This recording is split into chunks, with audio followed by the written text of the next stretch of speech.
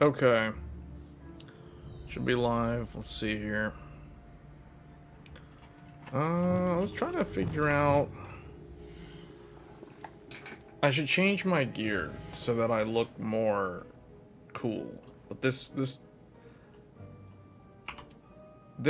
armor set doesn't really look that good. At least it doesn't look good in the current environment. Hey TY, Ty LB? RK Benchmarkers here. Hey Joey, good evening.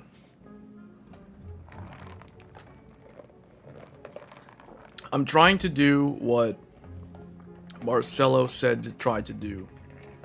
Try to complete Hogwarts Legacy before Starfield comes out. I almost said Star Citizen again, because I don't know what it is. This past week, I've been, every time I'm referring to Starfield, I'll accidentally say Star Citizen by mistake.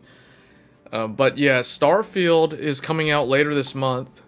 I know right now the big game that is all the rage, at least in the PC space, is Baldur's Gate 3. Baldur's Gate 3, I was looking at some of the kind of like first impressions, the review in progress sort of videos on it. I'm not a big fan of D&D. I've never really gotten into the whole like dice roll RPG, that way of playing those type of games. It sounds really fun. Baldur's Gate 3 looks interesting. But I don't know, man. The dice roll aspect of that game to me seems like it could get on my nerves. So I might give it a try. People think that I'd be really good at it. I don't know why. Because I play a lot of RPGs. Is this live gameplay? This is live gameplay. We're playing this game live. Let's see. We can go with... what is this? Dark Arts robe? This one looks cool. Or should I just go with my Ravenclaw? I guess I'll just go with Ravenclaw for now. Yeah, it's live gameplay. So we'll go with this. Let me see. Let me fix my helmet.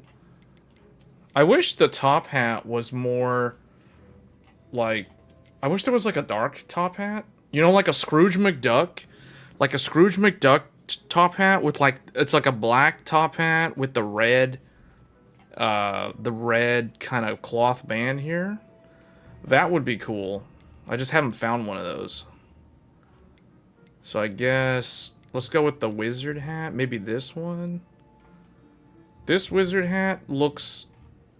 This... Actually, you know what? I kind of like this one. I just wish the colors would match better. This one, sort of... This doesn't look like a wizard hat to me. How is the 7900 XTX Nitro Plus? It's actually really, really good. But the thing is, I've actually had this graphics card for several months. So I just decided to upload the unboxing video. That unboxing video was actually filmed way back in March. So I just decided to put it up. I just decided to put the unboxing on the channel because when I did the 192 gigabyte DDR5 RAM video, if you guys watch that video is older than the unboxing video in terms of when it was uploaded on the channel. That video, I think, was uploaded on last Monday, or it was like a week ago. That video features the Nitro graphics card. It literally is a cameo in that video. So I was waiting for somebody who watched that video to then mention that. And if people were watching my content for the last couple of months, they would have probably wondered, like, since when did that Nitro get there? Because the Nitro graphics card was in the 192 gigabyte testing video. So I've actually had the Nitro since March of this year. So I've had it for several months. I've been using it on the PC. I've been streaming with it. For those wondering, this stream in particular is being encoded by the 7900 XTX. So this is GPU encoding using the actual graphics card. We're not using the CPU to do this. So what you guys see on the screen, this is the quality of this graphics card when streaming 1440p, 60 frames per second. This is 1440p, 60 frames per second. Now the game itself is running at 4K FPS. It's like 4K resolution. However, in order for me to stream to the internet and not kill my internet service, I have to downscale to 1440 because I can't do 4K 60 because my ISP, I mean the upload's too much. So yeah, so this is basically the AMD. This is the AMD Radeon encoder on the 7900 XTX in terms of the visual quality. So this is what you can stream with the AMD card.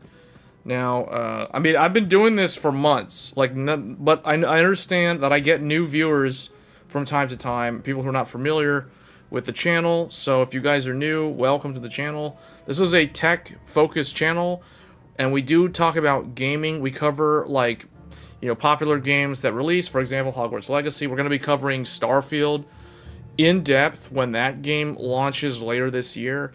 We took a look at The Last of Us, Star Wars Jedi Survivor, Honkai Star Rail. You know, lots of games that came out this year. Forspoken. Dead Island 2 was supposed to be covered, but I never got around to it. I didn't have time. I covered Wolong Fallen Dynasty, Wild Hearts a little bit, but then I returned it because EA was kind of annoying. I couldn't benchmark it with multiple systems, so that was really bad. But yeah, like in general,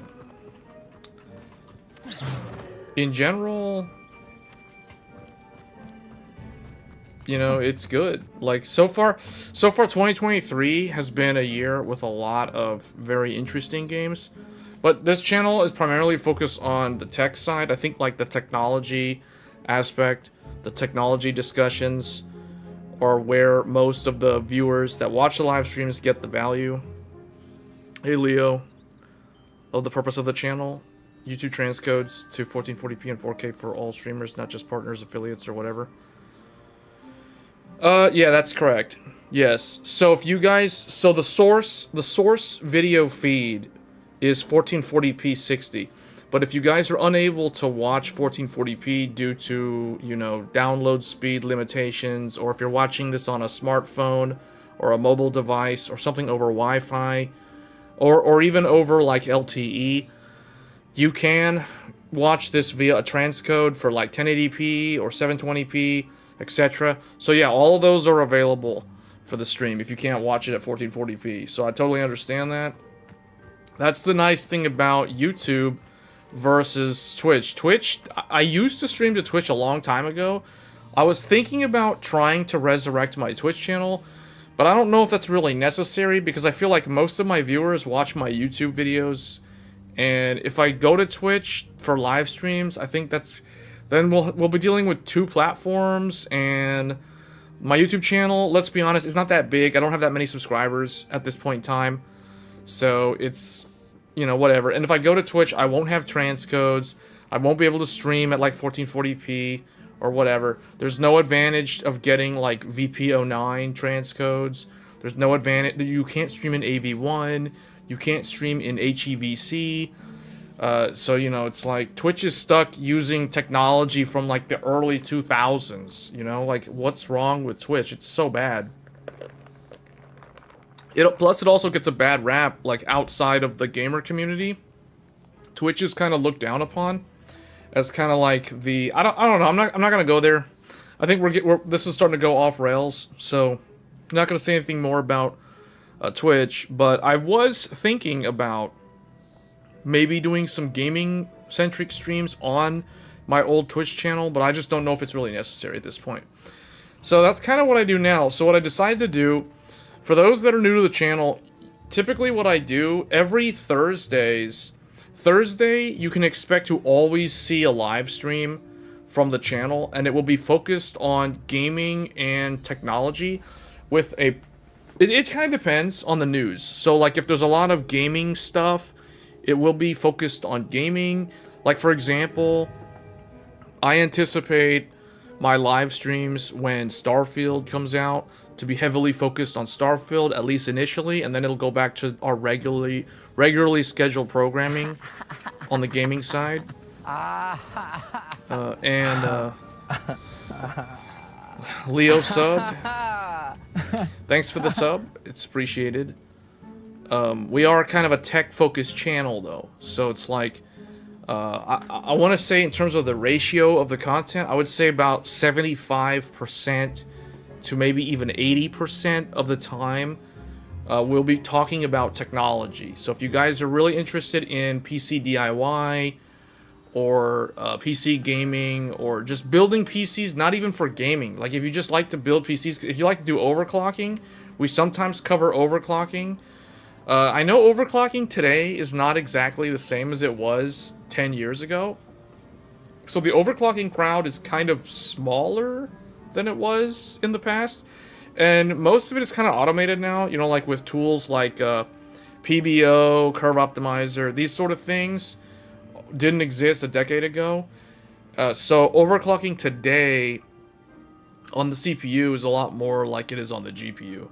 So we sometimes talk about that though, because I know like right now, for example, DDR5 memory is very interesting in the sense that you can run it much, much higher in terms of the frequency, the mega transfers, the overall data rate versus DDR4. So you get a lot more bandwidth. Now, obviously, the latency is worse because as you go higher up in mega transfers, your latency gets worse.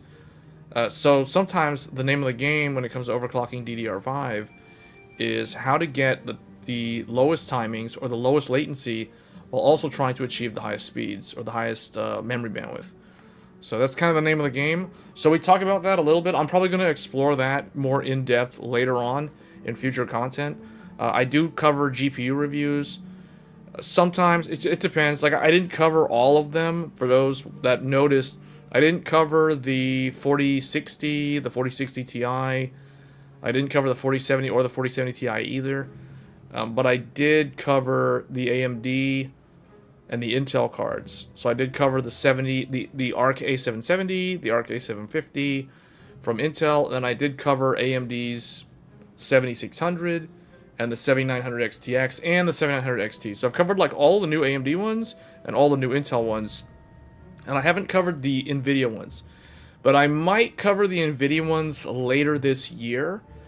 It just kind of depends. I know it's going to be challenging for me because I don't get review samples for NVIDIA graphics cards. So because my channel's not big enough.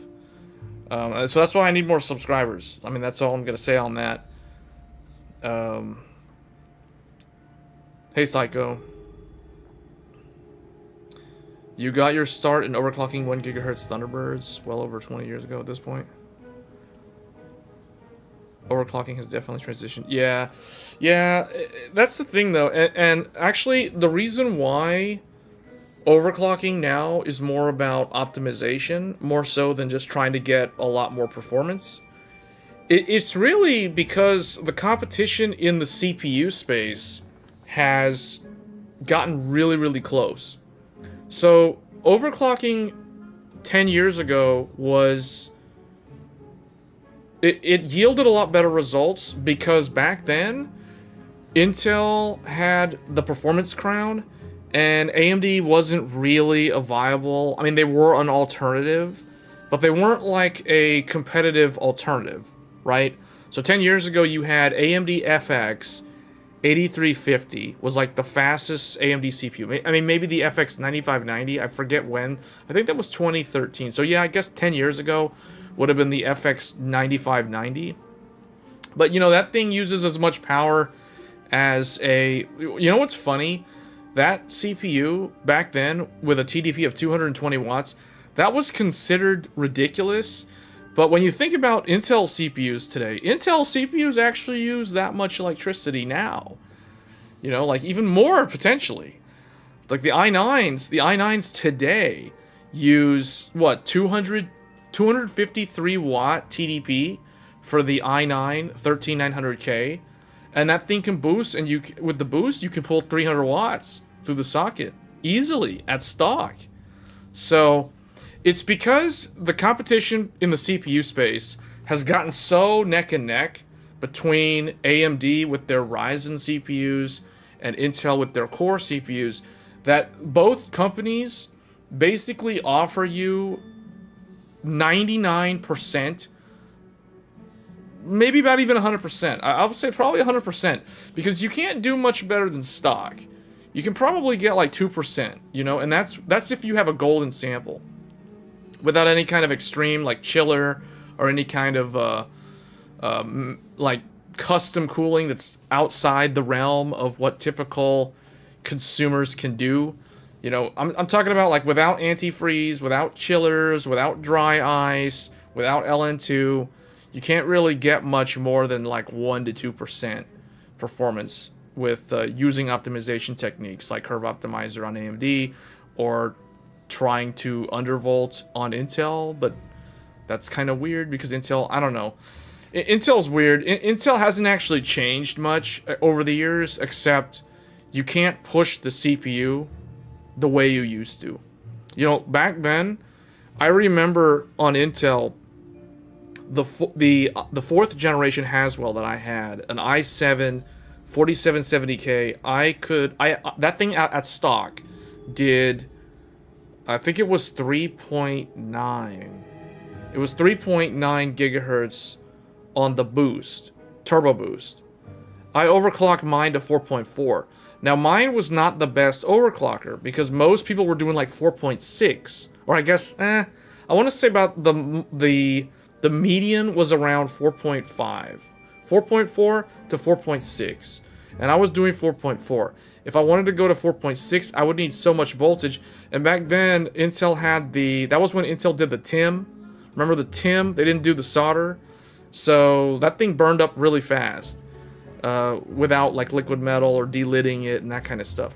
But you could push, think about that. Like I was able to go from 3.9 to 4.4. I was able to get 500 megahertz overclock, 100% stable with relative ease. All I had to do was you could do either an offset voltage or you could do adaptive voltage. I did adaptive voltage at 1.256, and I was stable at 1.256 on a Haswell 4770K. And so I got a 500 megahertz overclock. You know, today you can't really do a 500 megahertz overclock on any CPU today, right? Like the most you can hope for is like maybe a 50 to 100 megahertz on all core. Not really. I mean, you know, so it's not without like sacrificing on power efficiency, like having to use static voltages, which I think no one should be doing. But yeah, 253 watts. Yeah. Whoever had the lead was holding back frequency for product line tiers without pressuring. Yeah, exactly. So that's why that's why you could get what they called free performance with relative ease if you knew what you were doing with a simple overclock. Whereas today you can't do that because they're so competitive. They basically are already running the chips maxed out of the box. So check out Tom's Hardware Overdrive Overclocking Tournament 2018. Team 5G was your team. Good times. Yeah, see, those were the days. Man, 2008, that was like... 2008 was when... Wasn't that the year that Nehalem debuted? That was the year of the very first i7. That was a long time back, man. That's making me go down memory lane. Like the AMD... I remember the AMD 64 logo for Athlon and FX, Athlon FX. And then AMD rolled out Phenom. I don't remember what year they rolled out Phenom. I think it was like 2000. It might have been 2008 or it might have been 2009. Well, I don't know because AMD, the first Phenom was very short-lived. Then they quickly made Phenom 2 because the original Phenom had some kind of like weird hardware bug with the stepping, which was really bad. And then Intel had the first i7, which was Nehalem. I think that was wasn't that X58? The chipset was X58. Nehalem had just launched. Yeah, I think it was like the second half Second half of 2008 was Nehalem, if I remember correctly. Yeah, but that was a long time back. AMD was still relatively competitive with Intel during that time. Like, it wasn't until what really kind of sealed the deal for Intel's dominance for many years was actually Sandy Bridge. Like, I remember the first i7 was really good, but it was really expensive. And then AMD also had a really expensive FX64 X2 or X4 or something. It was like $1,000, but then that's because AMD was faster. So AMD was faster until Intel got Conroe. But then even with Conroe, AMD could still compete. They were still competitive. And then Nehalem came out, but AMD rolled out Phenom, and they were still relatively competitive. Now, they weren't as fast, but they were competitive. They were close. They were close. Let's put it that way. It wasn't like Intel was like miles ahead of them. It wasn't until Sandy Bridge. Sandy Bridge changed everything for Intel. Like, that kind of made Intel basically run a whole lap. They did a whole victory lap around AMD because AMD bet big on clustered multi-threading, and that was a cluster like on a whole different level in terms of how it kind of fumbled and messed up their entire brand image, really. They were stuck like that until Rory Reid got Lisa Su to take over. He left. Lisa Su took over. Got Jim Keller and all these guys in there. Actually, it wasn't Lisa. It was Rory. So the thing is, a lot of people say Lisa Su saved AMD. So for the most part, that's true. But the previous CEO, Rory Reid, he was the guy that actually kind of set everything in motion for AMD to recover. He's the guy who went and got Jim Keller. He made Lisa Su a VP. Then she basically got promoted. Then she became CEO. He left. Rory was out. She took over. And she just executed the plan. She just executed the plan that he said, do this stuff, and in 5 years, we should be back. So, you missed the 2600K. The 2600K overclock was 4.7. Was relevant until like a few... Well, I won't say a few years ago. That's being really generous. See, the problem with people that have Sandy Bridge, the people who held on to Sandy Bridge for a decade, I'm not trying to put down Sandy Bridge, but I feel like the people who held on to Sandy Bridge for so long, they're looking at it with nostalgia and rose-tinted glasses, because a 2600K, even at 4.7, is still slower than a 4th gen Haswell at 4.4. You know what I'm saying? Like a Devil's Canyon Haswell 4790K at stock, a 2014 processor. That thing is still faster than a Sandy Bridge. Now, with the overclock on the Sandy Bridge, the Haswell's only going to be like 5% faster. But let's be honest, it's still 5% faster, no matter what the Sandy Bridge is doing. The Sandy Bridge has to go to like 5.2, which is not actually feasible to be able to match a Haswell. So it was basically... Intel was okay until Haswell. Intel rolled out Haswell, and then they kind of like flatlined. And then that was kind of it. Skylake came out after that. Skylake didn't really do anything different except it switched over to DDR4. See, okay, so let's do what I always do, that people always like to see on these streams. Let's bring out Paint. let's do the history lesson. Let's do the history lesson, because I think that's gonna help. All right, where's Paint? Okay. So here we go. It's starting. Here comes the timeline. Those who watch these live streams, they know what's gonna happen now.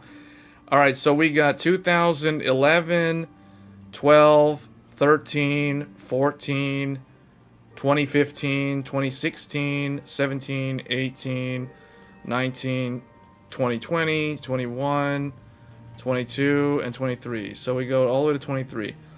So I'm going to put 2011, 2023. We'll just do 13, 15. I'm only going to put the years that actually matter. Okay? Like, a lot of these years, they don't actually matter. That year is somewhat significant. This year is very significant. 18, 19. 19 is significant for... We'll talk about that a little bit. 2020 is very, very significant on many, many reasons why. We will talk about that. And then I guess we can just kind of fill those in if we need to. So Sandy Bridge, for those that don't remember, or maybe that you do remember, Sandy Bridge was a 2011 product. Sandy Bridge launched in the spring of 2011. i7, 2600K, i5, 2500K. Those were the two. These guys basically cannibalized Intel's triple channel, Nehalem, Gulf Town, whatever you want to call it, the i7 980X. And I think they also had a 990X. Well, that's Gulf Town. We're not going to talk about that. That was a 6-core, 12-thread with triple channel memory on Intel's X58 platform. But these guys were on a platform called Z68. Yeah, here we go. The whiteboard's coming out. Psycho knows what's going on. So, think about that. We're talking about a 2011 product. So when people like to say, oh, Sandy Bridge, I'm not trying to hate on these people, but I'm trying to put things into perspective. This processor was only really good until around kind of here, sort of. Around this time. After 2018, we'll say, around this era was when, in my opinion, if you were still on Sandy Bridge, and you were holding on to Sandy Bridge until like 2019, you got a lot of mileage out of that processor, but the problem is you were held back by the platform and the CPU. Not only were you held back by the IPC and the fact that it's literally just a quad core in 2019, that's not very good. The platform. So Sandy Bridge was PCIe Gen 2. It was a Gen 2 platform. It can't even do Gen 3. Gen 3 was added in Ivy Bridge, which was the successor, which launched in 2012. I said Ivy Bridge. Ivy Bridge. This had PCIe 3. Solid point, the chipset. So people who had a Z68 were kind of like hindered in a sense that they were stuck on Gen 2.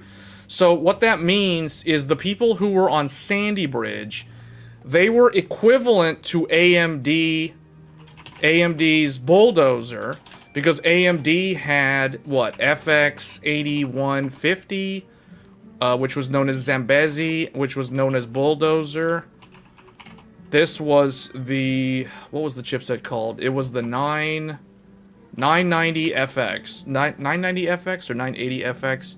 I think the 990FX technically might have been for the revision in 2012, which would have been the FX 8350, also known as the pile driver. But this was a PCIe Gen 2 platform, just like Sandy Bridge. So what that means is AMD and Intel, Sandy Bridge on Intel and AMD Bulldozer were equivalent in terms of the platform. Now, obviously, Intel had better IPC, so Intel's single-thread performance was significantly better than AMD. That was because AMD bet on CMT, which obviously didn't play out for them, or didn't pan out, because all the software developers were so used to simultaneous multi-threading or just, single core. They didn't really know how to program for CMT, so like that didn't really help. And basically, what I always think of this as, I think of this as kind of like AMD having their, what I call their PS3 moment. So you guys remember when the PlayStation 3 launched in 2006, developers had a very hard time figuring out how to make games for the PlayStation 3 because it was using some kind of custom IBM PowerPC variant with these SPEs. It was so ahead of its time that developers didn't even know how to use it. Like, you had to do assembler code. There was not a lot of documentation for how to abstract things from high-level C code down to the lower levels, and how to actually utilize the pipelines to get good performance out of the PS3. That's the reason why in the beginning, in the early days of the PS3, games that were multiplat usually ran better on the Xbox 360, even though the PS3, in theory, was a much better piece of hardware. It had way more horsepower in terms of what it could actually do, but its potential was not realized until, 3 years in at least. It wasn't really around like 2009, 2010. That was when the PS3 finally started taking off, because you started getting games like Uncharted 2, Metal Gear Solid 4, although that was 2008, but Little Big Planet, etc. You started seeing all these like really good first-party games on the PlayStation 3 that made that console look really good and really compelling. But it took time and effort on the developers' side, and it took a lot of like Sony kind of force-feeding developers like, this is how you do this. Why you do this like this. You're doing it wrong. Don't do it like this. That's the 360. Do it our way. Like AMD couldn't do that.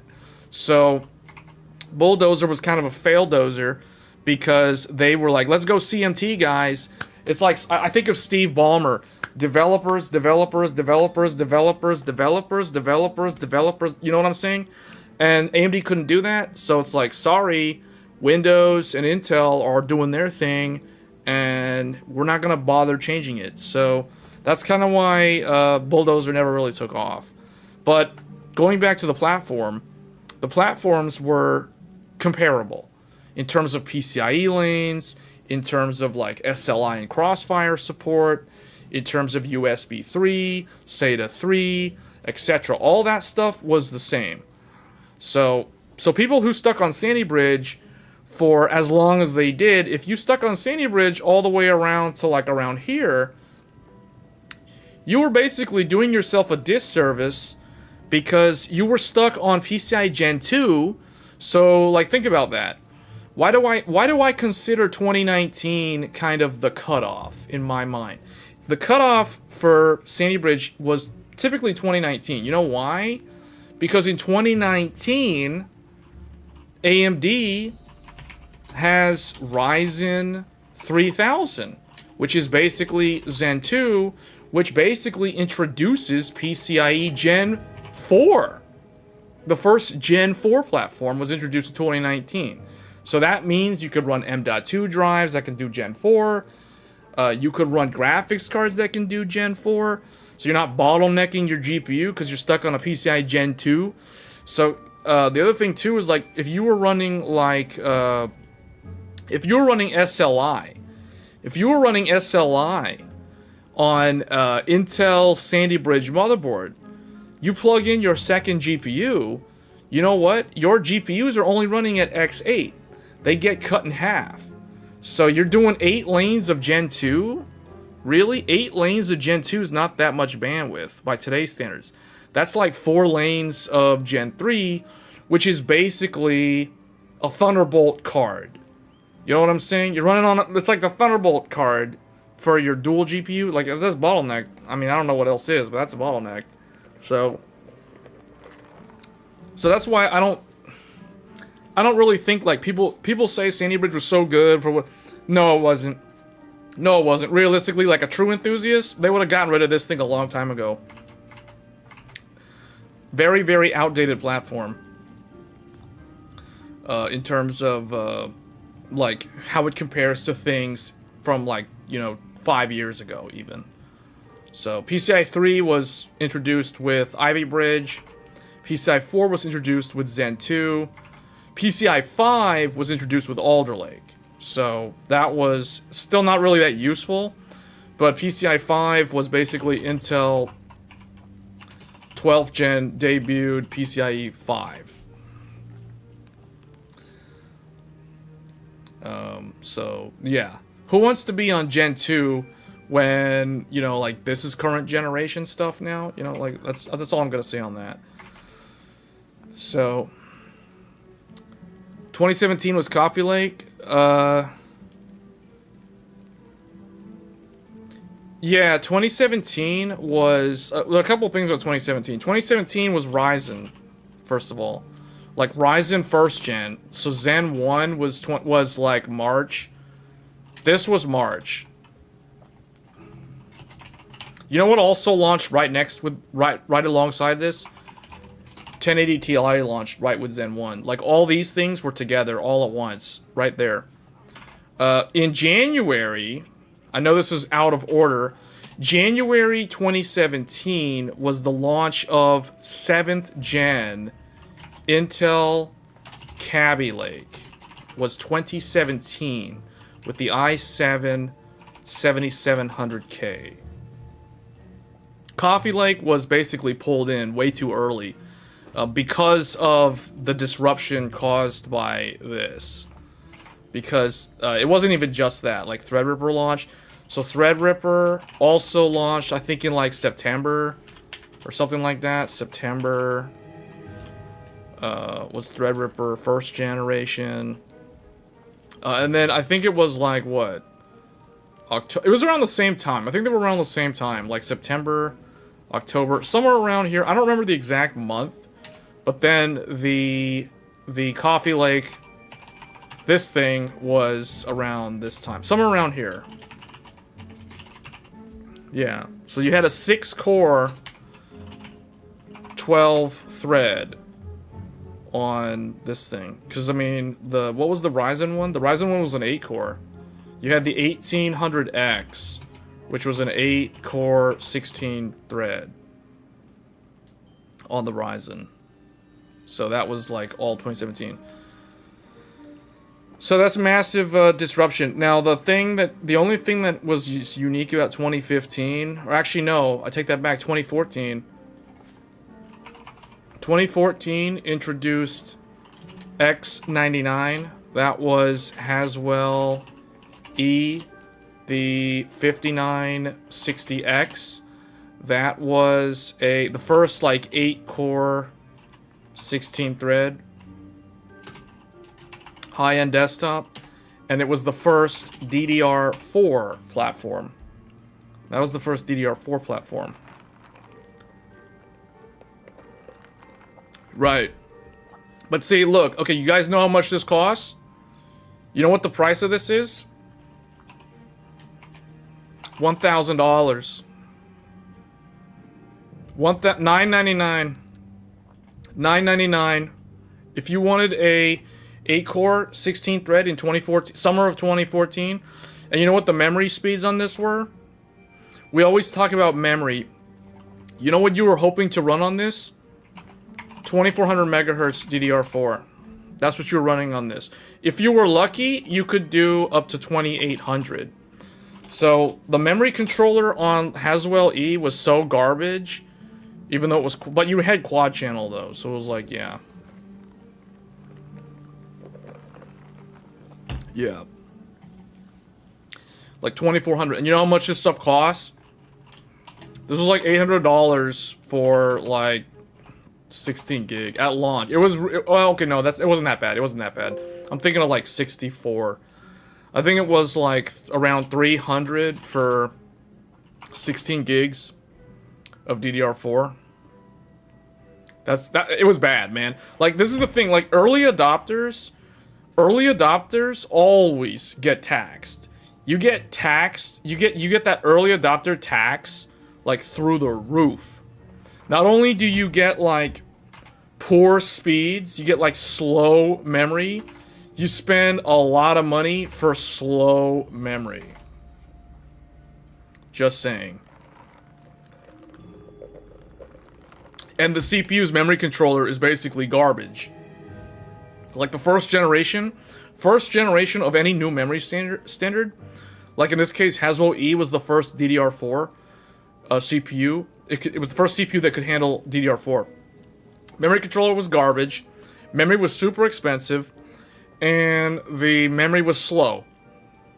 and a lot of times a heartache. Yeah, it was a pain to get it to work stably if you were trying to run it at higher speeds. So, really, really bad. So, but see, like, okay, this thing, despite all of what I just said, this thing is still, like, way better than, like, that. You know what I'm saying? Like, compared to the Haswell... Now, the reality is this Sandy Bridge was not that much slower than the Haswell. That's what's funny. Like, Haswell going to DDR4... Because remember, Haswell was a 2013 product. Haswell, 2013, June 2013, was i7 4770K Haswell. Haswell normal. Haswell regular. I don't know how else to call it. This was the Z87 chipset. Because Ivy Bridge was Z77. This is the consumer desktop. We're talking about consumer desktop. I think in 2014 you were running the X. Oh yes, the Sandy Bridge, or that's Sandy Bridge E or Ivy Bridge E. Was that No, that's Sandy Bridge E. Sandy Bridge E was, I don't even remember when that came out. I think it was the end of 2011, or maybe it was like early 2012. Ivy Bridge was 2012. But you're right. So somewhere in here, there was another platform. The not legendary, the iconic X79, which was Sandy Bridge E. And it also supported Ivy Bridge E. So Sandy Bridge E was basically the successor to the Nehalem Gulftown X58. So this was something like this was a 3930K or 3960X. And then you had a where is it? Ivy Bridge E was a 4930K or a 4960 or X. I think there was also a 4070X, 4970X. But there was both. So these were kind of like what I remember about these CPUs was for those that were wanting to live stream on Justin TV, and Justin TV, for those that don't know, Justin TV is the original name of Twitch TV. So Twitch.tv was a renaming of Justin TV. And then Amazon bought Twitch TV from the owners of the Justin TV business. So, back in the day, if you wanted to be a social influencer / gamer / live streamer personality, this was kind of like the in-the-know secret platform that you would invest in as your streaming setup, because this was the only true 6-core 12-thread platform. So this CPU was like the CPU that could do it all. Otherwise, most people that were serious about like streaming / gaming simultaneously, they had to run dual PC setups. They had to run like what they would either do is they would do like an i7 as the stream PC, and then they would run an i5 as the gaming PC. Or they would do like a i7 as the gaming PC, and they would have like an AMD, a cheap AMD Bulldozer actually was a very good streaming PC, because remember, you're not playing your game on the Bulldozer. All you need the Bulldozer for is those 8 threads, because that gave you 8 threads that you could easily like upload and push bitrate to the internet off of something like XSplit or Adobe Flash Media Live Encoder, because those are the programs. Now we're going real back. Now we're looking at like old school like software solutions for live streaming. But kind of like this is really going down memory lane for me at least. But yeah, you could do Bulldozer as your stream PC and Sandy Bridge as your gaming PC or Ivy Bridge. So you can really go with a cheap setup. The smartest setup was like an i5 3570K as the gaming PC, and then an FX 8150 or an FX 8350 as the stream PC, because those two together was relatively cheap. In fact, those two systems together were cheaper than a Sandy Bridge E X79 system. So for some people, they started out with a gaming PC, then they wanted to stream, but they couldn't stream at like high quality and maintaining frame rate. Because remember, guys, back then, the only way to stream your games was to use the CPU to do all the encoding. And an i5 couldn't handle like 720p 60 FPS. And it could probably do like 720p 30, which was kind of a non-partnered de facto, or I guess target. But really, like, most people were streaming in like 480p back in like 2013, 10 years ago, 20, like somewhere around there. Like, they're doing like 480p, 720p 30. But if you wanted to do like 1080p or 720, you had to be on Sandy Bridge E, or you had to have a dual PC setup. So I don't know why I'm talking about all the streaming stuff, but this stuff goes way back. But anyway, like, Haswell was DDR4 on the X99. Then Ryzen came in, disrupted everything, because now you could spend like $350 for an 8-core. Like, where you had to spend $1,000 for an 8-core, AMD came in and was like, well, you know what? You can spend $350 or so for a Ryzen 7. What was that thing called? It was called the 1700. Yeah, the Ryzen 7 1700. That was it. This thing was like $350, and it was an 8-core. This was an 8-core 16-thread. Think about that. You're doing 8-core 16-thread on $350 versus like $1,000 for an HEDT part. This is the reason why things changed a lot after that. X99 platform to Ryzen. Well, I mean, they essentially do the same thing in terms of core count, but the Ryzen platform was significantly cheaper, and that's the reason why like Threadripper came out, and Threadripper like disrupted the HEDT market, because Threadripper introduced a 1950X, which was a 16-core, 32-thread monster CPU. See, this is why 2017 was like what I call the resurrection of AMD. This year was the resurrection of AMD, because you could get an 8-core 16-thread for $350. That was completely unheard of up until 2017. And then later that year, you could get a 16-core 32-thread for the same money that you used to have to spend to get an 8-core 16-thread off of an Intel HEDT. So you guys understand, like, in the compute world, that's massive. That is called disruptive right there in terms of what that did to the market. You could also get 6-core 12-thread from Gulftown. It was not cheap though. Yeah, that was 2010. 2010. Gulftown was 2010. But remember, this is so old. This is a triple channel DDR3.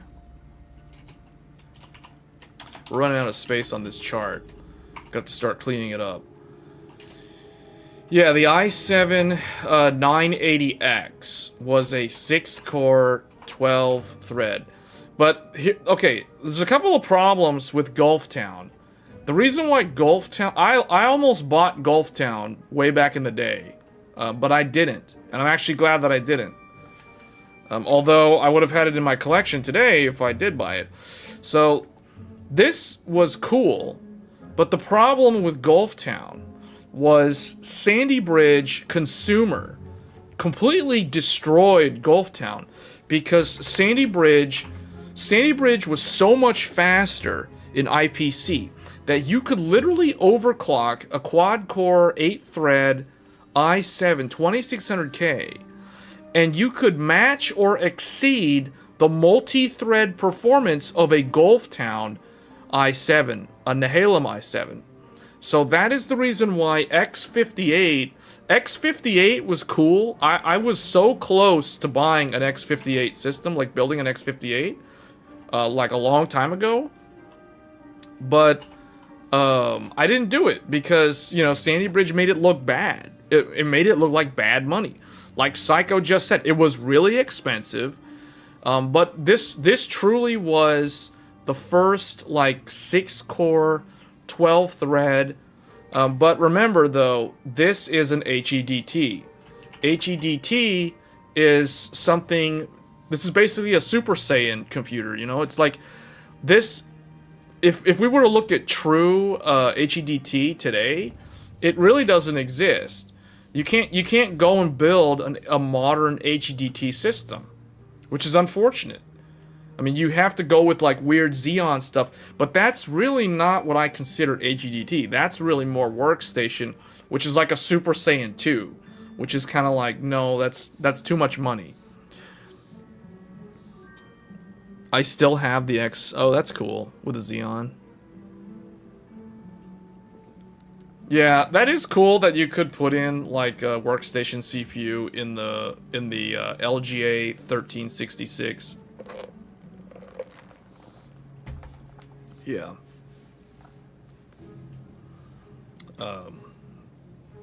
But yeah, so like the first half of the last decade was so heavily dominated by Intel. You know, like this, up until 2017, you had what I call the Intel, this is known as the Intel domination arc. And then, like, after that, you had AMD come back with Ryzen. They basically revived themselves from the dead. They came back from the dead in 2017.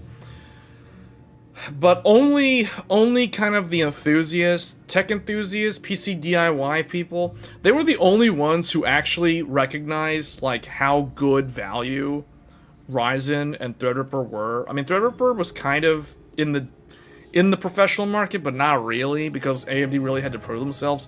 It really wasn't until 2019. 2019 was, like, the year. We've talked about this in previous live streams. Like, I said 2019 was the year that AMD was supposed to go bankrupt in 2019. Back in 2016, investors were not investors, basically market analysts were saying that AMD will have to file for like Chapter 11 by 2019, and by 2019 they should be gone. Like, they shouldn't exist anymore. But we all know what happened in 2019. Zen 2 came out. They basically finally tied Intel in IPC.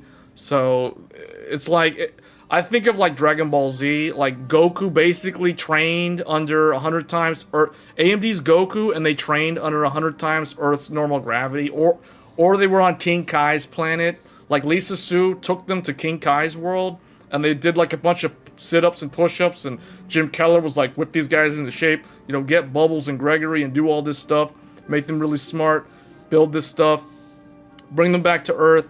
They come back from the dead, and, you know, like Zen 2, then they're back in business, you know. I think of like Intel, Team Blue. I think of like Vegeta and Nappa on Earth, and then Goku shows up because, you know, Team Orange, aka Zen and Ryzen, and we all know how that played out. So, you know, obviously, like Vegeta, he goes into his giant ape form, and he ends up kind of winning, but then he gets his tail cut off, and then he still loses. So, you know, like Intel can kind of like transform into their Xeon stuff, but it's like, okay, well, now we got like Threadripper, and then, you know what I'm saying? This doesn't make any sense. I know this doesn't make any sense to like anybody who doesn't know what Dragon Ball Z is, or whatever, but, you know, I kind of think of it like Dragon Ball Z. AMD's basically Goku in 2019, and Intel's Vegeta and Nappa. You still have an... Okay, wouldn't you consider Threadripper HEDT these days? Yes, it is HEDT, but you can't buy a modern Threadripper. So, yes, Threadripper is AMD's HEDT platform. So, just to kind of... I'm trying to think when... Yeah. So, Threadripper... We probably have to clean some of this up. Because there's just too much stuff on screen. So... Well, I'll just keep going. So, Threadripper was X399. This is HEDT. Intel also launched X299. This was... so, this is HEDT AMD. This one is HEDT Intel. So, this guy was known as Skylake X. And to a lesser extent, there was also Kaby Lake X. Kaby Lake, I think that's 2 words. Okay, and then this guy was Threadripper.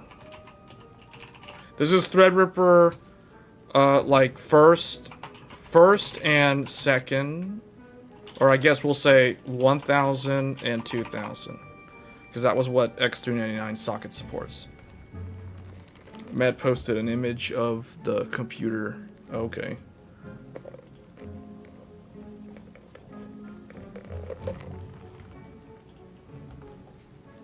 Okay. Which Corsair AIO is that? I see a Corsair AIO. And is that the 5700X, or is that the... I can barely tell what... I think that's an Intel mount. I think that's like a... That looks like a Comet Lake mount or something. Like a 10... Like a 10th gen or whatever. Wait a minute. Oh, okay. So you have the... So you've got the 4 power plugs. You got the... I see the GPU anti-sag bracket on there. Oh, why would you put it in that? If I were you, I would flip the platform. I would put the 4090 with the AMD because you get Gen 4. You're on Gen 3 on the Intel. I mean, it's a little bit of a difference. It's not really going to make that big of a difference, but I'd actually put it on an X570 if it was me. If I had to choose between the two of them, like if I was going to choose like with your 2 computers, I would have the Windows PC running with the Ryzen 5700X. And I'd run the Comet Lake with the Linux and the It's funny because it's like we're doing, but like you and I are both doing kind of like the mixed config. You've got the Arc with the Ryzen, and then you've got the GeForce with the Intel. Oh yeah, oh, okay. Yeah, I think you explained that to me before because you're doing small form factor on that one. And a 4090 is not gonna fit in. Yeah, okay, I got it. I got it now. Yeah. But I thought your motherboard supports 11th gen, because Rocket Lake would give you Gen 4, but whatever. I mean, it's not really that much better than Comet Lake, so I guess it's fine. I mean, Rocket Lake, you can't even find them anymore now. I think they're all sold out. That was probably Intel's shortest lived. I want to say like Rocket Lake and Kaby Lake. Kaby Lake and Kaby Lake X and Rocket Lake were probably Intel's shortest lived CPU generations. 7th gen and 11th gen. Basically, you know, like... they're like, okay, we'll do like 2 batches and then they're gone. It does, but that isn't a good upgrade. Yeah, well, I mean... I'm just saying, like, if you wanted the full platform support... Because Intel is weird like that. Because you guys remember, like, Skylake... Remember when Intel launched Skylake X and Kaby Lake X? And depending on which CPU you chose, they locked you out of PCIe lanes. Like, I think Kaby Lake X could only do... Kaby Lake X would only let you do 28 lanes. And if you wanted the full 48 lanes, you had to go... Or 54 lanes, I forgot the full lane count. You had to go to Skylake X to get, you had to basically pay for the 1000. I think it was the 600. I think you had to pay like 650 or 689 for a certain Skylake X to give you the full lane. If you try to cheap out and spend like $400 on the Kaby Lake X, like the i7 7740, whatever the number was on that thing, I can't remember, the Kaby Lake X, the most infamous waste of sand HEDT CPU that ever existed. That thing only like gave you 28 lanes. So if you spent $500 on a motherboard, you could only use like half of the lanes because the CPU wouldn't let you use the rest. You know, that's what I'm saying. Like, you have to have you have to buy a certain tier to unlock. It's kind of like licensing. I remember like Tom's Hardware or somebody was comparing it to licensing in the enterprise market, where it's like Intel tells you that, oh, that CPU is licensed for these many lanes, and if you want those many lanes, you have to pay for this CPU. You know, so I always kind of think of Comet Lake and Rocket Lake like that, because it's like both CPUs work in the motherboard, but if you want PCI Gen 4, you have to pay for the 11th generation. We won't let you do that on the 10th generation. You know, like that kind of stuff. Are you talking about the 70? Yeah, the 7740X. Yep, the Kaby Lake X. Wasn't that thing supposed to be like a quad core? That was a quad core on an HEDT motherboard. Yeah, a 4-core 8-thread. Yeah, quad core. Quad core HEDT. That is probably the biggest meme CPU I've ever known. Ever.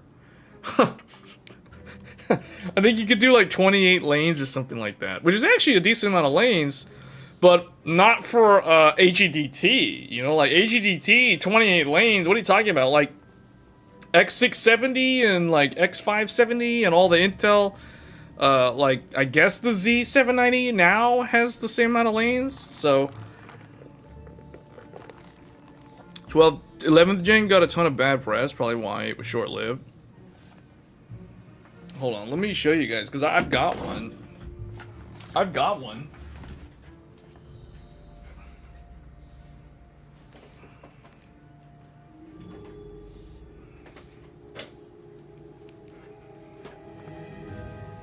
Is Marcelo watching the stream? Because Marcelo's always like, why'd you step away from the desk? Your desk is supposed to be carrying all the CPUs. You're supposed to be able to whip out whatever. I mean, I've got a Rocket Lake right here. Check it out. Is this Rocket Lake? Check this out. Right there. Intel 11700K LGA 1200. Well, it's an empty box. The CPU is actually in use in a computer. This is the official. You guys see this? Tokyo 2020. Pandemic happened. The Olympics got moved to 2021. This is the official processor of the Olympics. Rocket Lake was the Olympic processor. I had to have it because it was the Olympics, guys. Go figure, you know? Like, I had to have me a Rocket Lake. I was, let's just put it this way, I was sympathetic to everyone hating on Rocket Lake. I was like, nope, I gotta have me a Rocket Lake because of that. So there you go, 11700K.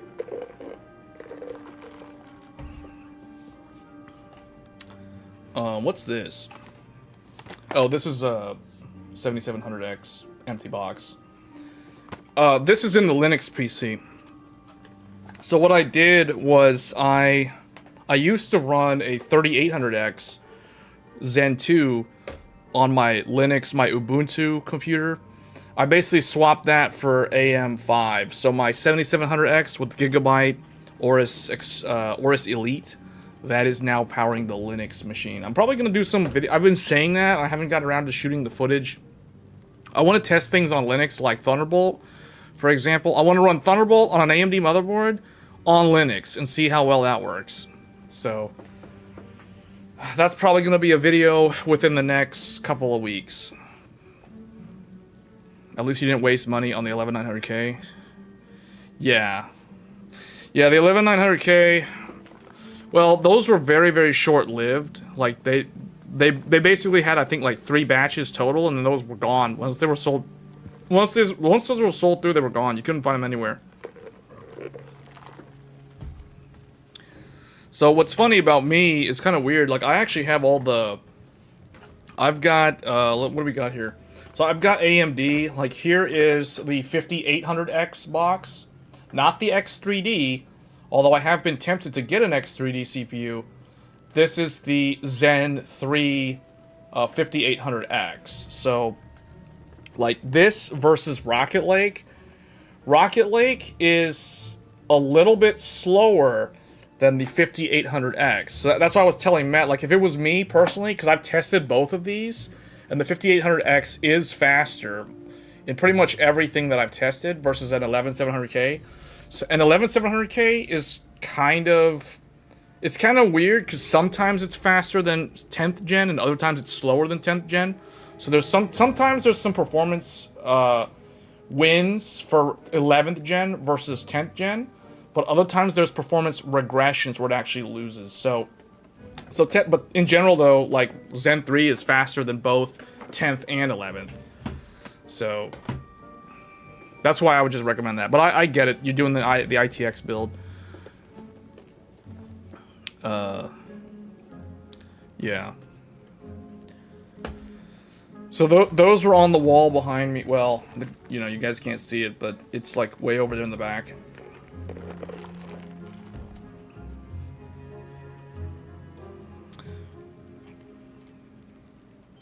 Let's see. What do we want to clean up on here? Or is it time for Hogwarts Legacy? I was telling myself, like, right before I started the stream that I hope to, like, get an hour of playtime through Hogwarts Legacy, but I don't know if that's going to happen now. Because we went off the deep end on, like, CPU history and all this stuff. Oh, I guess the one thing I wanted to talk about... What's the most expensive CPU I had? Threadripper. The most expensive CPU that I have is the Threadripper 2950X. This is my most expensive CPU that I've spent in terms of how much I spent on a CPU. That thing. This was a Zen Plus, so it's kind of first gen Ryzen architecture. This is a 16 core 32 thread. This is the first 16 core 32 thread that I've ever owned. I think I spent $800 on the CPU, or $750 at Micro Center, somewhere around there. I know it was over $700 when I bought this thing. So that's the most expensive CPU in terms of ones that I own. So this is on the... Actually, that's kind of where I was going to talk about. I think I've been talking about this with a couple of people in the... Like, not in the Discord, but people that are part of the Discord. So if you guys want to be in the Discord and you're not in there, I mean, if you like the sort of stuff that we're talking about, we can talk way more about this in the Discord. There's a lot of people in there that are into computer hardware. Is Threadripper viable these days? It's still viable. It's still viable if you are doing, like, professional work uses. Like, if you're just thinking about gaming, there are much better options. You wouldn't buy Threadripper for gaming. Threadripper is a kind of a... Okay, like I wrote here, does everybody in the chat know what HEDT is? Does everybody know what this means? Because I use this acronym a lot when I talk about CPU platforms. Because I'm referring to a specific type of platform. So Threadripper is an HEDT platform. And HEDT is not meant for gaming. That's not the use case. High electron... Oh, hey, software. Haven't seen you in a while. High software death transaction. Or high electric death transaction. It does use a lot of power. But, so it's high-end desktop. HEDT stands for high-end desktop. Don't ask me why they use, like, 4 letters. It's basically high-end desktop. top, I guess. Like, I don't know why they have the T in there, but I guess HED would be kind of like, it doesn't really get the point across. High-end desktop is what HEDT stands for. So this is what I call a true... This is a true desktop PC. This is not like a watered down, you know, somewhere between this thing and a laptop. That is what we as enthusiasts are accustomed to today, because there hasn't been a lot of innovation since Threadripper in the high-end desktop space. So I guess we probably need to clean this up because I need more space. So let's kind of delete a lot of this stuff now. I guess we can delete the middle. We'll leave... Well, we don't really need Sandy Ridge anymore. But what we'll do... Well, let's just talk about high-end desktop completely. We'll just delete all of this. And then we'll fill that in. And we'll just go over the platforms. So, there's already this one. I've already listed Gulf Town. This was the first... This was kind of the first big HEDT platform from Intel back in 2010. Geared more toward workstation rather than gaming. Yeah, it's more for professionals. So let's kind of talk about the hierarchy first.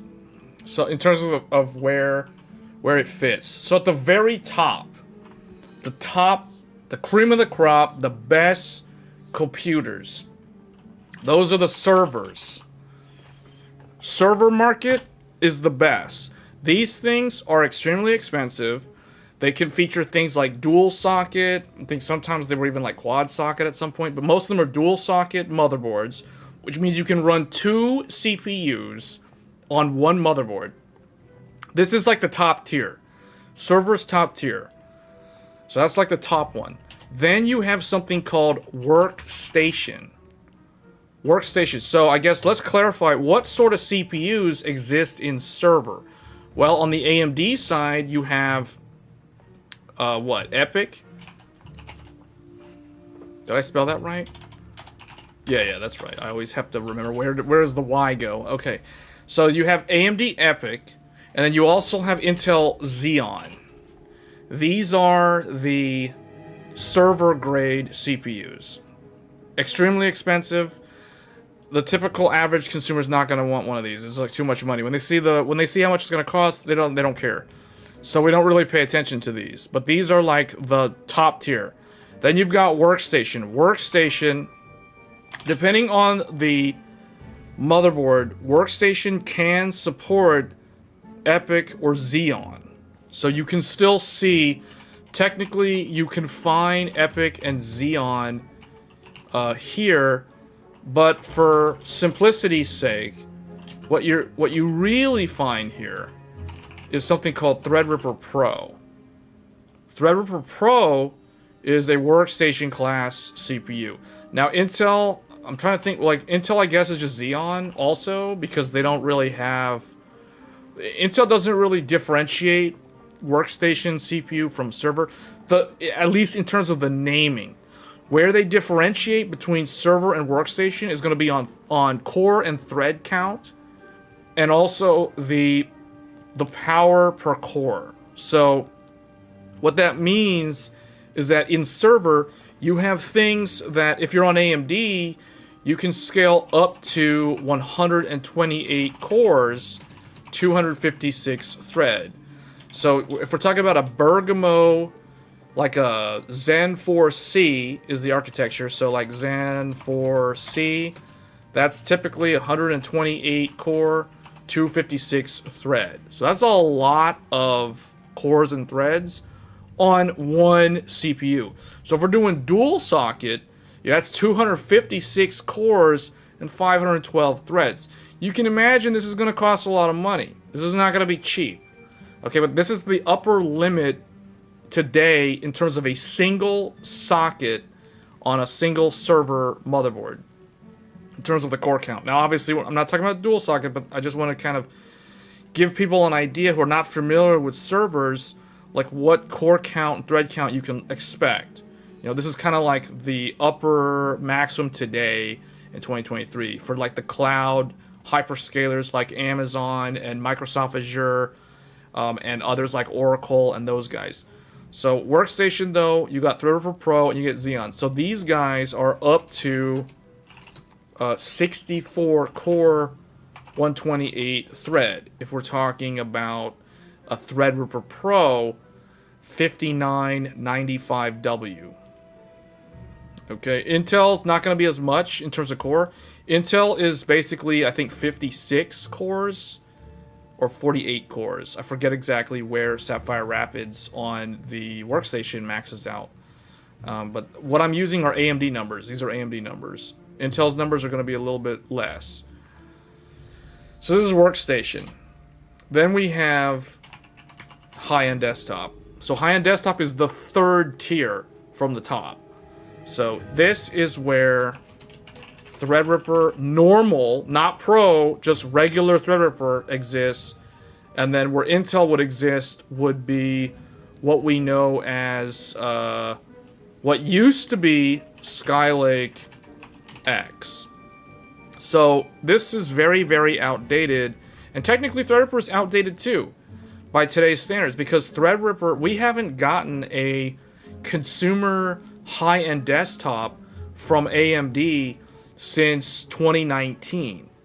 So, and I know Linus raised this concern in one of his videos talking about Threadripper Pro and Sapphire Rapids. He was complaining that Intel basically abandoned high-end desktop unless you want to pay for a workstation, which is technically not high-end desktop, because the difference between a workstation and a high-end desktop is significant in terms of the cost.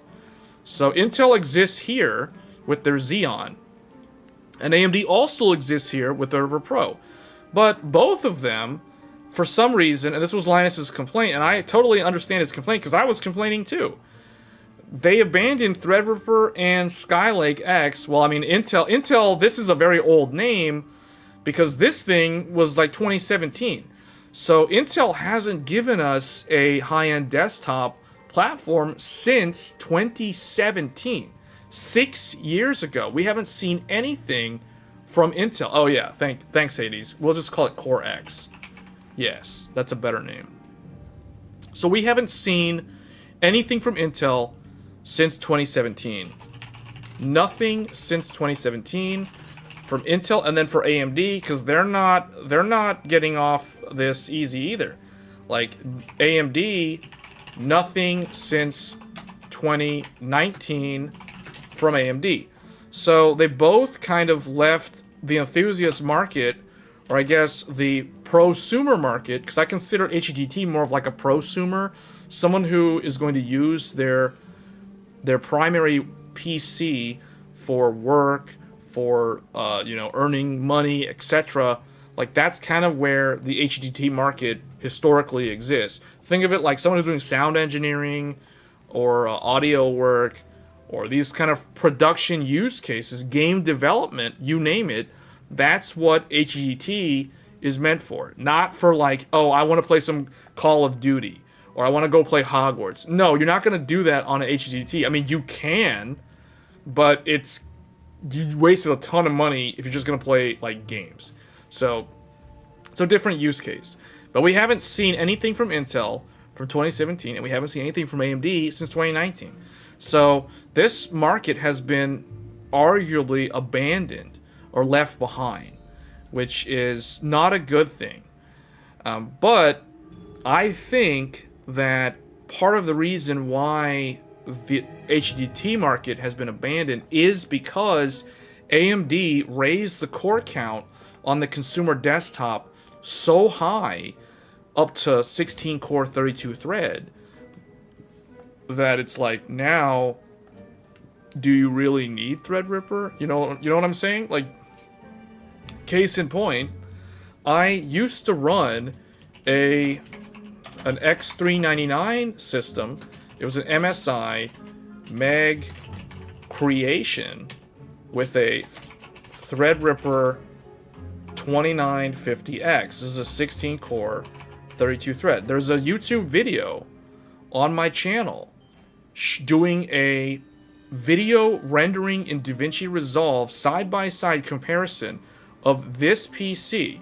This PC has 128 gigabytes of DDR4. So just to give people an idea. Versus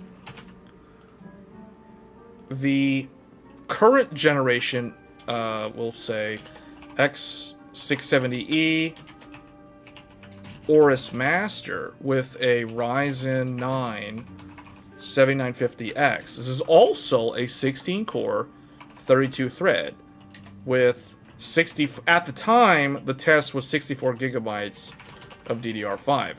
Now, today, this is actually 96. But anyway, I did a comparison, and I showed that this consumer desktop platform outperforms the older HEDT.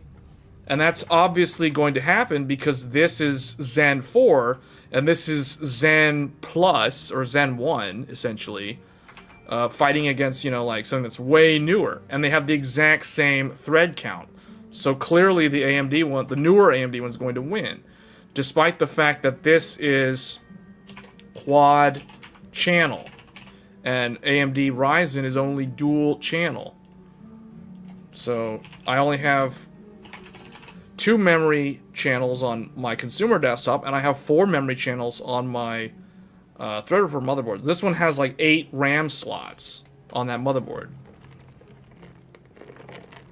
So what I think killed Threadripper and Core X was the introduction of the Ryzen 9.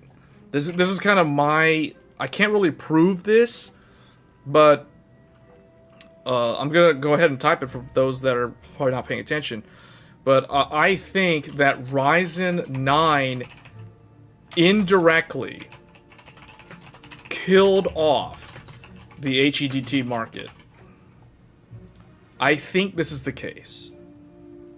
Because it wasn't an instantaneous, like death blow to HEDT. But I think that the fact that AMD allowed you to buy a 16-core, 32-thread on the consumer desktop, they severely cannibalized the sale of the Threadripper. And I think this probably also hurt Intel. Intel struggled with raising the core counts on their, not only on their consumer desktop, but on their high-end desktop. So, Intel's solution to that problem was the E-cores. Intel invented E-cores to try to scale up their core count because they weren't able to get kind of the same core and thread count ratio that AMD was able to pull off. Now, AMD's answer to that was chiplets. AMD did the whole little chiplet thing so you could fit more cores per chip or per chiplet. Now, Intel's moving that direction with their tiles. So Intel is eventually going to have parity with AMD in terms of the core count. At least I think they would, or it's expected for them to do that. But their answer in the interim is let's put E-cores on there, and in terms of multi-thread workloads, it's sufficient. So that's the reason why Intel hasn't really needed to introduce a high-end desktop, because they, like for example, we'll just talk about this CPU for example. Like the 13900K. Intel's 13900K they advertised this CPU as a 24-core CPU. Well, what they'll tell you is 24-core, 32-thread, but it's not really, like 24 cores of this is not the same as, 24 cores of this. It's two different things. So, or two different core types on the Intel. So that's the reason why it's like 24 cores, 32 thread. Why is it not 48 thread? You know what I'm saying? So yeah, Hades is saying that it uses less power. Yeah, and that's true. The consumer desktop uses less power than the high-end desktop, because the high-end desktop, the HEDT is derived from the server. Like the DNA of the CPU that exists in server is passed down to the workstation, and then that's also further passed down to high-end desktop. Historically, at least if we're talking about Intel. Now AMD is actually quite different. AMD is unique in the sense that AMD started essentially with a blank slate when they made Ryzen, and they basically took the bottom-up approach. So they went, you know, the cores that go in the consumer, we basically put more of them together and sell those in the servers. And, you know, obviously the cache sizes will change appropriately based off of the core count, and the power can scale up or down. So, but Intel essentially is like, we design a server architecture and we design a consumer architecture, and there is a fine line between consumer on Intel and server and high-end and workstation on Intel. AMD doesn't really have that fine line because they're all essentially the same Zen core, but they're repurposed or put together for different actual CPU types. So like EPYC is for server and Threadripper is for HEDT or workstation, and then Ryzen is for consumer, but they all have the exact same core design. HEDT is relevant when SLI, or was relevant when SLI and Crossfire was a thing. Right, because the main advantage of the HEDT is the PCIe lanes. You get a lot of PCIe lanes. So, like, if you guys watched my videos about motherboard analysis, deep dive into all these different motherboards, if we were talking about a high-end desktop, I wouldn't really have to make those type of videos, because you have so many lanes on Threadripper that you don't even know what you're going to use them all for. There's so many lanes. You can literally run dual GPU, both of them at full x16. That's the point that Hades is making. He's saying that you can do x16 on the primary GPU and x16 on the second GPU. And you're not cutting your bandwidth in half or anything. It's all like full bandwidth. So that's the nice thing about the high-end desktop. Whereas on the consumer, you're worrying about, well, if I plug in this NVMe drive, am I going to lose half of my GPU lanes? On Z790, you are, if you use the first NVMe slot.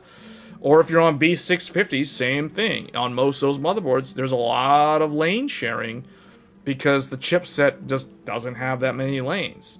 It's not designed to have that many lanes. It's supposed to be a low-cost platform.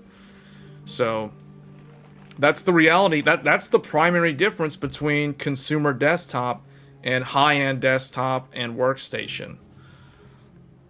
And then servers have even more lanes. So I think Ryzen 9 indirectly killed the high-end desktop market, because when it was really in 2019, that's what kind of started it. Started in 2019 with the launch of the 3950X. I think this is actually what set the wheel in motion to slowly kill off high-end desktop.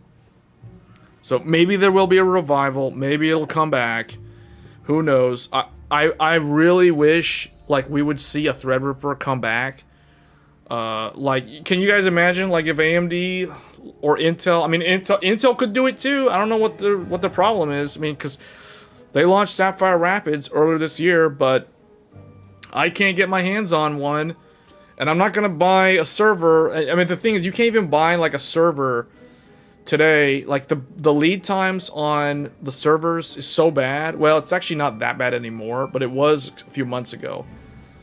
So I don't know what's going on with like the manufacturing is so messed up right now, even though it shouldn't be. And it's not like we have terrible, it's not like the pandemic where you were waiting around for a year just to get your stuff.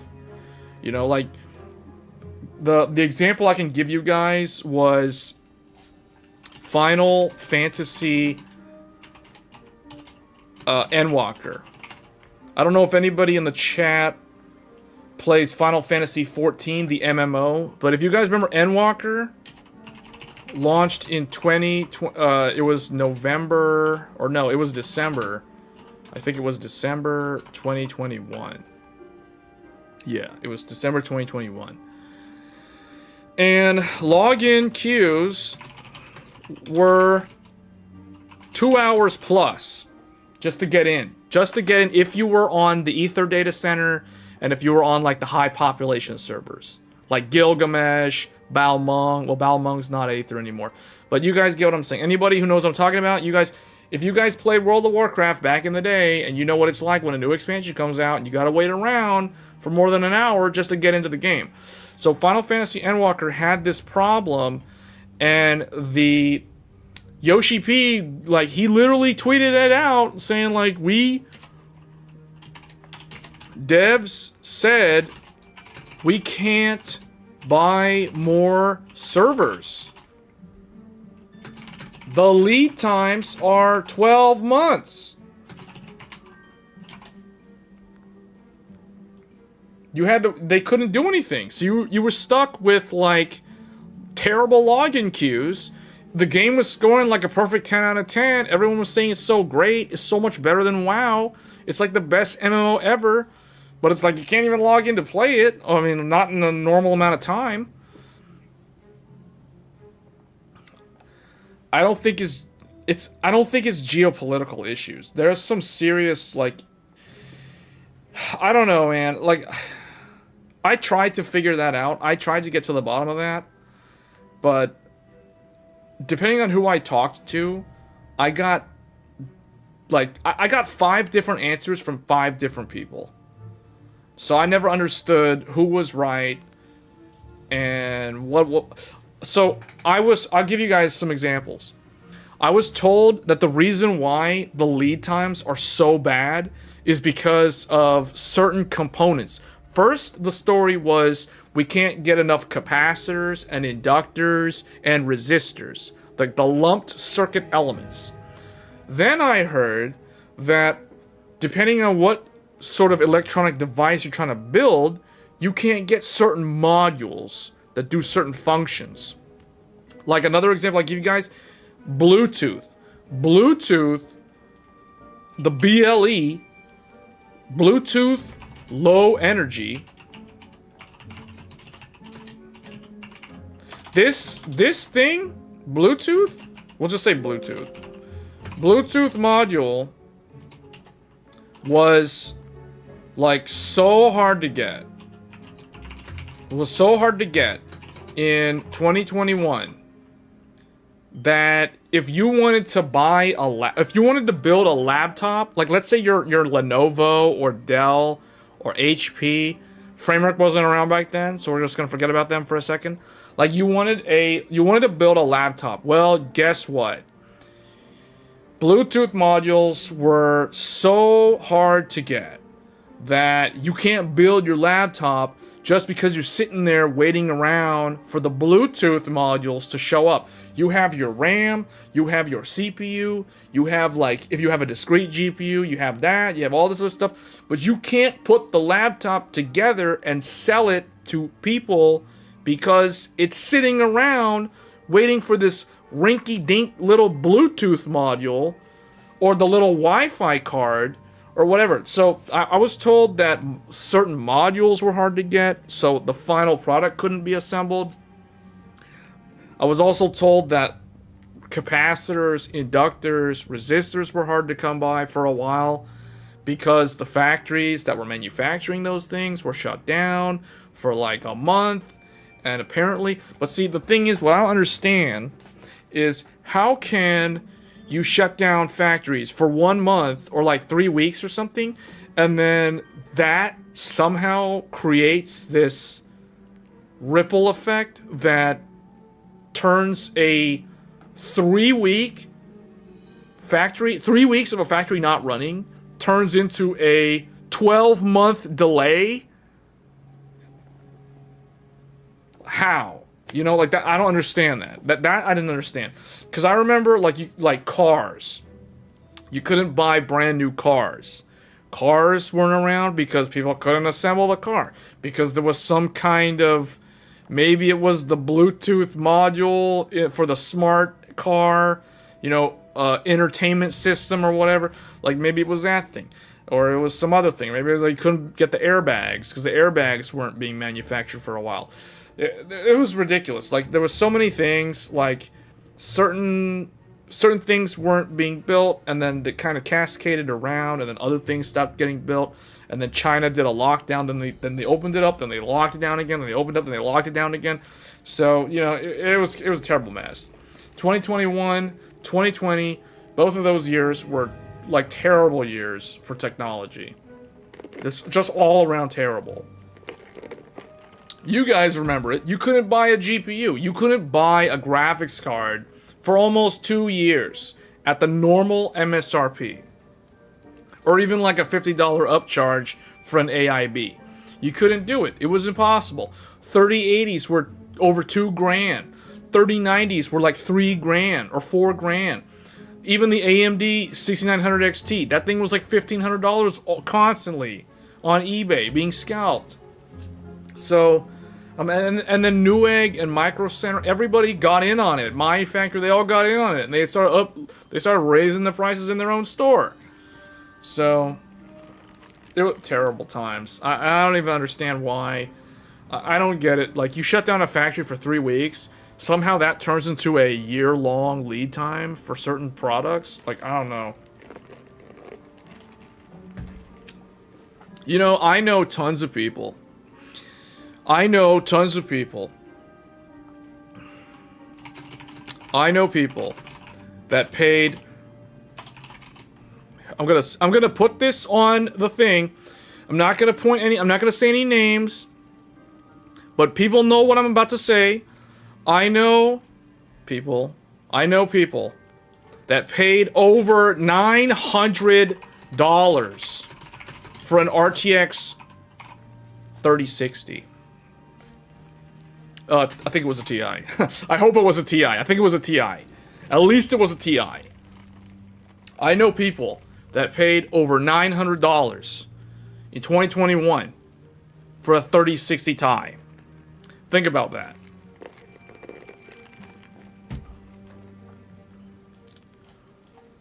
Or 6700 XT. I know people that pay for that one too. I used to play. I'm not going to say any names. Those people, they can remain silent. We know how hard it was. We know the struggle. Those were the dark times. I've said it multiple times in the past. I used to play Star Citizen with somebody who spent over $1,000 for a 3060 Ti. That individual knows who they are. I'm not going to reveal them because it's embarrassing. I know it's extremely embarrassing. But I know somebody. Well, I used to play Star Citizen with somebody that paid over $900. Well, he actually paid over $1,000. But the average price, if you go back and look, because you can Google this stuff, you can find. Well, I'm not making this up. This is all real. He paid over $1,000 for a 3060 Ti. Even though I told him, you probably should buy this card for $600. And he still went and bought the stupid Nvidia card. And paid double the amount of money for a card that was worse and had less VRAM. Anyway, that's getting into like Nvidia just being bad for most of the stack, except for the very end of the top of the stack. I don't play it anymore. I used to, but I haven't played it in a while. That's why I'm looking forward to Starfield. Your cousin just got the 6700 XT, Merc. Yeah. But see, the same people who did this. Here's the thing I'm gonna say. Here's the thing I'm gonna say about this. The people who spent, well, let's rephrase this. The dark times. So basically, for those that are tuning in, the dark times were these times. It was essentially the 2021. It was 2020. Well, okay, it was kind of 2020, but not really. It was actually 2021 and 2022. And the first half of 2022. It was kind of like, I'll draw like this. So the Dark Times was essentially this time in history. There. So you work for one of the largest storage sans vendors on lead times for new equipment. Yeah, I know the struggle. So, so you work, okay. So that means you would be familiar with a company called Brocade. And another company called Cisco. Because these guys, I forget the Brocade one, but the Cisco one has something called MDS. Cisco MDS. And Brocade has what I forget what theirs is. I'm forgetting the acronym. But anyway, so you'd be very familiar with these two vendors, because these two vendors are actually kind of the only two major players in the SAN storage world today. Just kind of fun fact. I wanted to just kind of point that out there. Boats take sell. It isn't even the boats. Do you guys remember when the boats? Do you remember when the boats wouldn't dock? Do you guys remember the dark times were so bad that you had people that literally like wouldn't even dock the boats? I'm like, come on, man, bring me those graphics cards. What are you doing? And they're like, no, we're not gonna come to the. We're not gonna stop the boat. The boat just sat out there. No one wanted to unload the boat. They didn't have anybody unloading the boat. Then you had people that didn't want to work. Remember that? You had people that stayed in their house and they didn't want to work. They just quit their job. Do you guys remember the phrase quiet quitting? Quiet quitting? The dark times introduced so much unique vocabulary. You had supply shortages, you had quiet quitting, you had people that just didn't want to work anymore. And then you had, well, I mean, I guess they didn't have to, because, like, at least in the US, like, they did something, they made some kind of policy where people didn't have to pay rent, or they didn't have to pay their mortgage or some nonsense. That kind of screwed everything up. They should have never done that, but because that really kind of contributed to this problem in a lot of weird, indirect and direct ways. Used to be... Okay. Brocade, fiber card. Oh, fiber cert. Work with them all the time. Okay.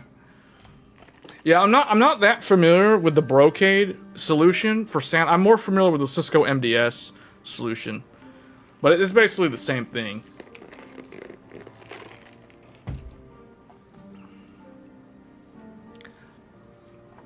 So anyway, so yeah, I don't know how we start talking about the dark times again, because the dark times is a very dark place in human history. So, I don't know why we were talking about what caused us to talk about that. Oh, I was talking about why was I talking about Endwalker? I don't understand why I was talking about Endwalker. Oh, somebody had asked about, like, the supply shortages. But I don't know, how did we get from talking about high-end desktop to supply shortages? You remember seeing hundreds of ships setting out? Yeah. That's exactly what I was talking about. The ships sitting around in the ocean, like, not wanting to dock and unload all the stuff. And you have, like, all these cars sitting around in the boat, and people can't buy cars, and they're sitting around, and no one wants to unload the cars, no one wants to unload all my GPUs, no one wants to unload my CPUs or my motherboards. Can you talk about the Sapphire that you have? You just bought one, and the other reviews aren't that in-depth. It's really good. That's all I can say. I mean, what I can tell you is that there are 3 BIOSes. The default BIOS switch is the software BIOS switch. So that means you can go in and use the Sapphire Tricks software to modify things like, I guess, the fan curve and the RGB. And then the middle BIOS, the middle switch is the AMD reference BIOS. So actually, here, I'll give you the quick rundown on the Sapphire Nitro. Do I need to keep the server stuff on here? Actually, let's keep that. Let's delete the... let's delete this stuff at the bottom. Like this Bluetooth and Ryzen 9 and Endwalker. Let's get rid of this stuff.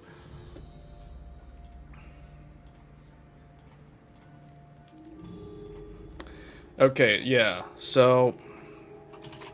Sapphire... Nitro Plus RX 7900 XTX. So this is this, in my opinion, is the fastest and best 7900 XTX. This is literally the absolute best you can possibly do on Team Red today. Meaning there is not an AMD graphics card that you can buy that is faster than this card out of the box. This is the absolute fastest one. It is also one of the best ones in terms of the build quality, in terms of how quiet it is, in terms of how much static pressure its fan design pushes toward the card to keep it cool. It has the most amount of metal. It's extremely heavy, so that means that when idling, the fans don't even have to spin up, and they don't run that hot, or the GPU doesn't run hot, because they have a separate... there's a separate unisync for the VRM.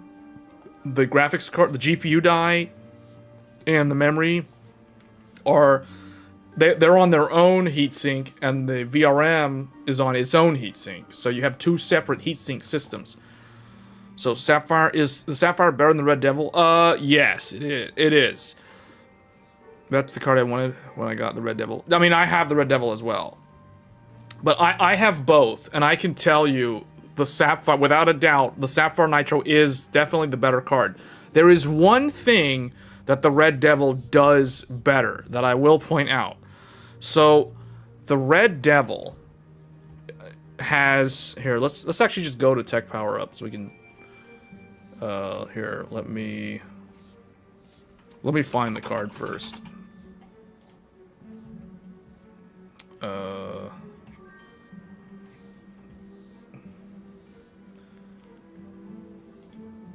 Okay, so this is the reference card.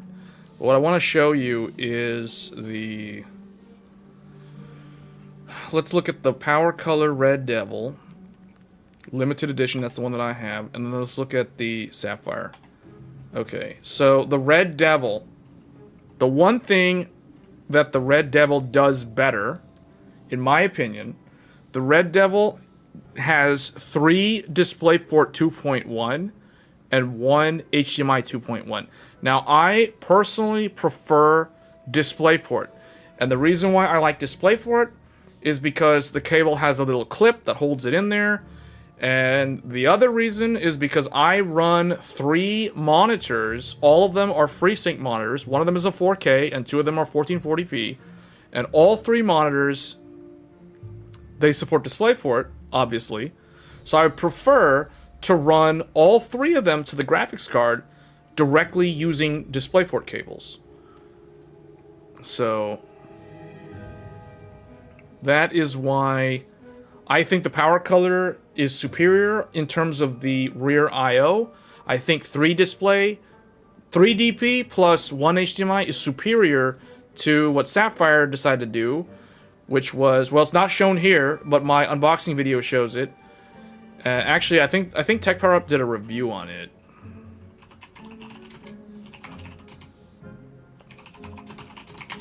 And they'll show it in the review. Yeah, so Tech Power Up did a review on this, which is actually a pretty thorough review. Let's look at the teardown. So, right here, Sapphire went with dual HDMI 2.1 and dual DisplayPort 2.1. I've criticized Sapphire in the past for doing this because I don't like this. I would rather have 3 DisplayPorts and 1 HDMI than 2 HDMI and 2 DisplayPort. In my opinion, if the AIB partner wants to provide dual HDMI, they should have that in addition to triple DisplayPort. They should not take away a DisplayPort just to add a second HDMI. A DisplayPort 2.1 is superior to an HDMI 2.1. So they're actually kind of shortchanging you in terms of, they're kind of downgrading you slightly by providing a second HDMI and only 2 DisplayPorts. So in that regard, that is my biggest pet peeve with the Sapphire Nitro. But if you can overlook that one thing, then this card is the absolute pinnacle and best in class for the AMD Radeon 7900 XTX. You can see it is extremely heavy. It is one of the heaviest graphics cards in terms of how much metal they literally put on this thing, and because this thing is designed to handle triple 8-pin, and it remain quiet. So it never gets loud. It's always quiet. Doesn't matter which BIOS you're running, it's always quiet. So very, very good card. If we want to look at the kind of well, I guess you know what we can do here. Let's compare the weight of this card to the reference card. Let's compare the weight. So where is the actual review? Oh, get rid of Sapphire. I thought I got rid of Sapphire.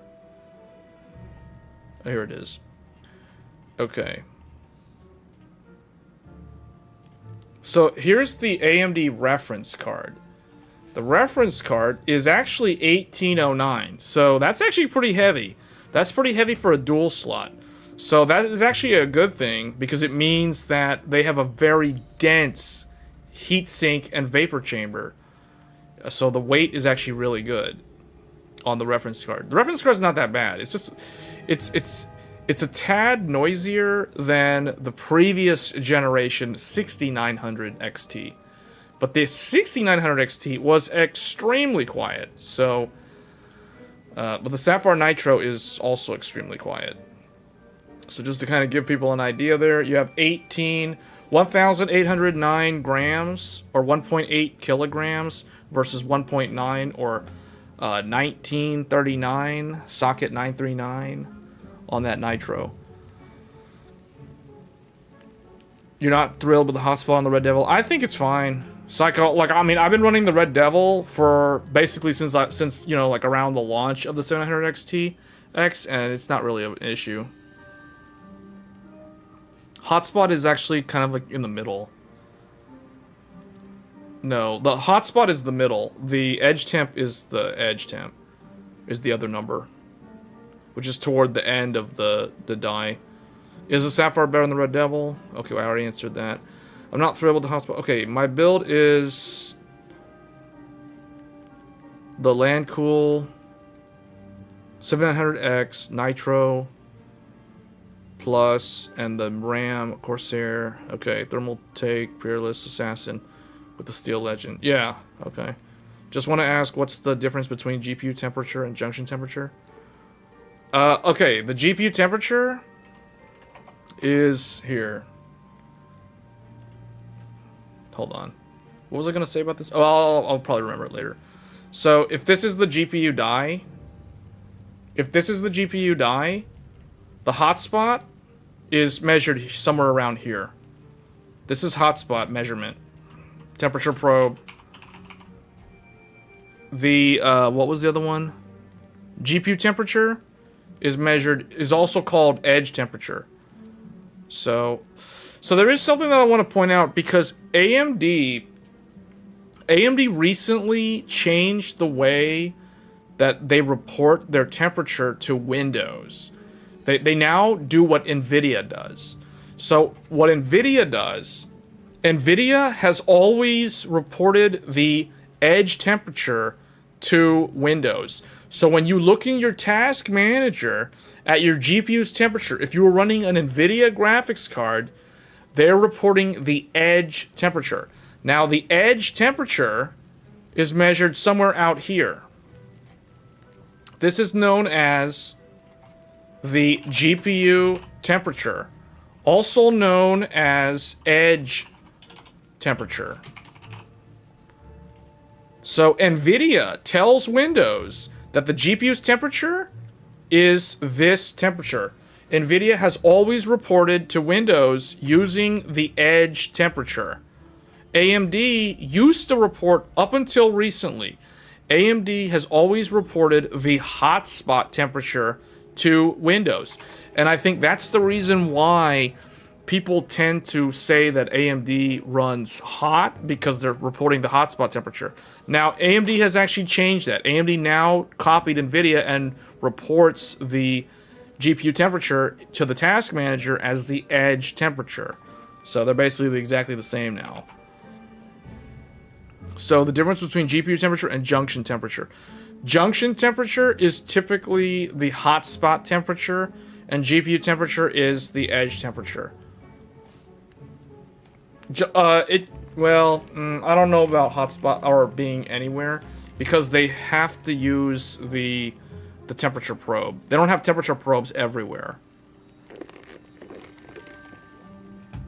There's an array of them though. So what really could be happening is on the GPU, they might have an array of temperature sensors that are like this, and then they're averaging the middle ones, or the ones toward the center, as the hotspot. And likewise, they probably have temperature probes that are situated on the outer part of the die, and they're averaging these outer ones as the edge temperature. Yeah. So they're taking an average based off of the array of temperature probes, but it kind of depends on where they put them, right? But that's typically how it works. So I don't know what it is for NVIDIA, but AMD, I think it's like 110C is the critical, and 115 is the, like, shutting this down now. You know, like, that's where it stops. So these are kind of like the upper limits. This is like absolute max. This is the critical. They call it the critical. The critical temperature is 110. The absolute max is 115. So if you're typically seeing a hotspot around 90C, that's totally normal. It has to go like, it has to be going to like 110 for it to be a serious problem, where the cooler is not doing what it's supposed to do. Or if there's an overclock and the cooler cannot handle the overclock because the voltage is causing it to output way too much heat that the cooler cannot dissipate, then you could see 110 to 115. So quite a few, yeah. Let's see.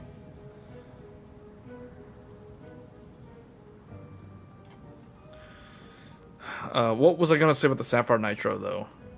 The Sapphire Nitro... Oh, the Sapphire Nitro's VBIOS. So it has there's a switch. So the VBIOS switch has 3 positions. Left equals software controlled VBIOS. But in terms of the default power limits, they are the same as the right BIOS. There's the middle, and then there's the right.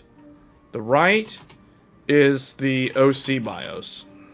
OCV BIOS. The middle is the AMD reference spec. This is the AMD Power spec. So if you want to run the Sapphire Nitro Plus with the exact same power limits, the exact same default voltages that the AMD reference card uses, you would switch the BIOS toggle, the BIOS switch, to the middle position. That one will make it run at AMD reference speeds, reference voltage, reference boost, etc.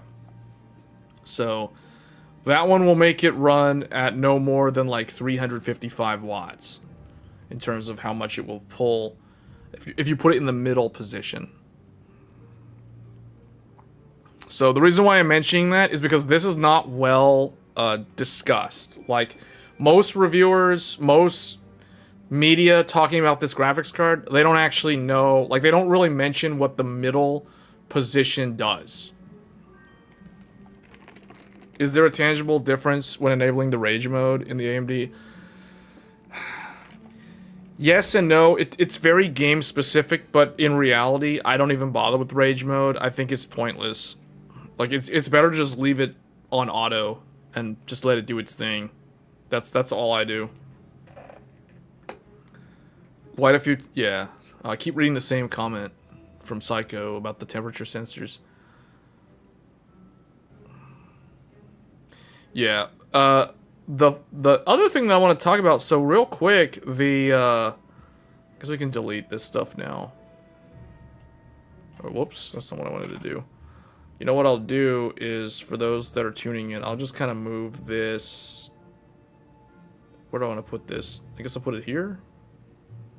I guess I'll put it up here for now. And then down here, I want to talk about the power color, because the power color Red Devil is actually a pretty good card too.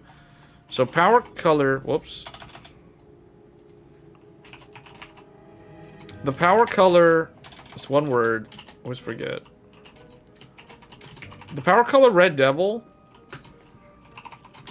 has a VBIOS switch as well. One thing I like about these custom AIB cards compared to the AMD reference card is they give you the dual BIOS. The dual BIOS is actually really nice. So the VBIOS on the power color, I'm trying to remember the default position. Default equals OC, the OC VBIOS. The alternate position, I forget if it's left or right. It's been a while since I've looked at it. The alternate BIOS on the Red Devil is exactly the same as the AMD reference spec. So again, just like with the Nitro, if you wanted to... The reason why I'm saying this is because this is actually very useful for those that want to benchmark and record data in terms of how a game runs.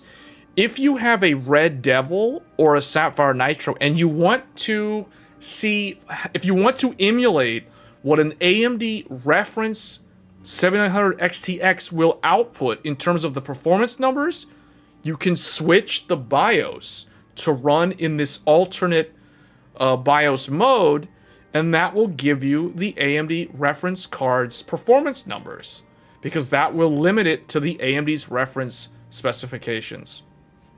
So that's why it's actually quite useful to have that. I mean, that's a cool thing. I actually like that, because if I knew that the Red Devil had the AMD reference spec settings as an alternate BIOS, I probably would have never bought the AMD reference card.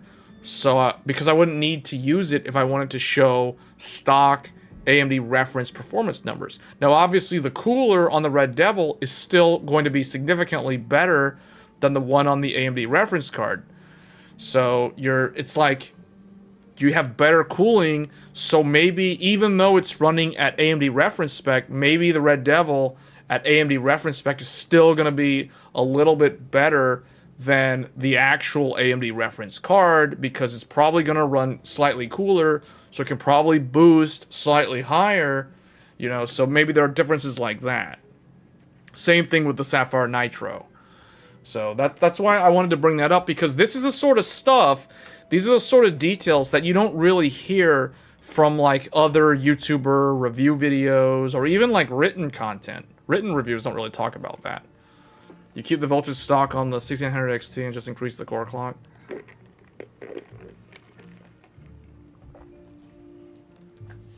Yeah, Met's smart. He doesn't get into all that undervolt nonsense.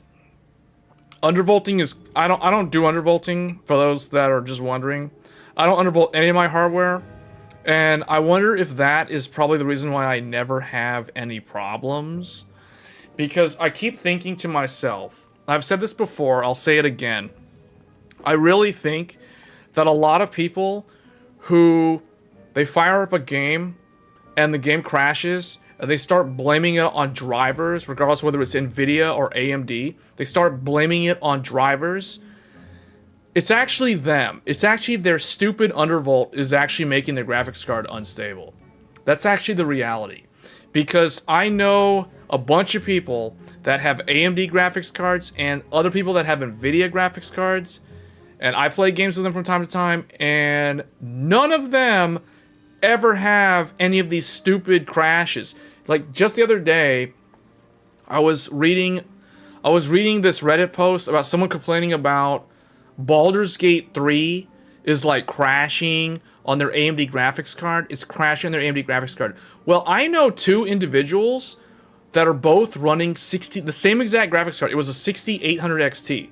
I know two people that for a fact are playing Baldur's Gate 3 literally right now, and they're both on AMD 6800 XTs. One's playing at 4K, the other one's playing at 1440p, and neither one of them are having any of these crashing problems. And you know what the common denominator is? They're not undervolting their graphics cards. Newsflash, they're running their graphics cards at stock configuration, and the graphics card is perfectly fine, and the game is 100% stable. So I don't know what this other person on Reddit was doing. Like, they're probably undervolting, and it's probably not stable. And they keep putting back their stupid undervolt, and it keeps crashing for them. And sorry, I don't really know what to say. I mean, run it stock and see if it's stable. I mean, maybe they have a bad RAM overclock or something. You know, like I don't know. You should clip this part and make it a video about what? About undervolting and how it's a meme and it's a joke.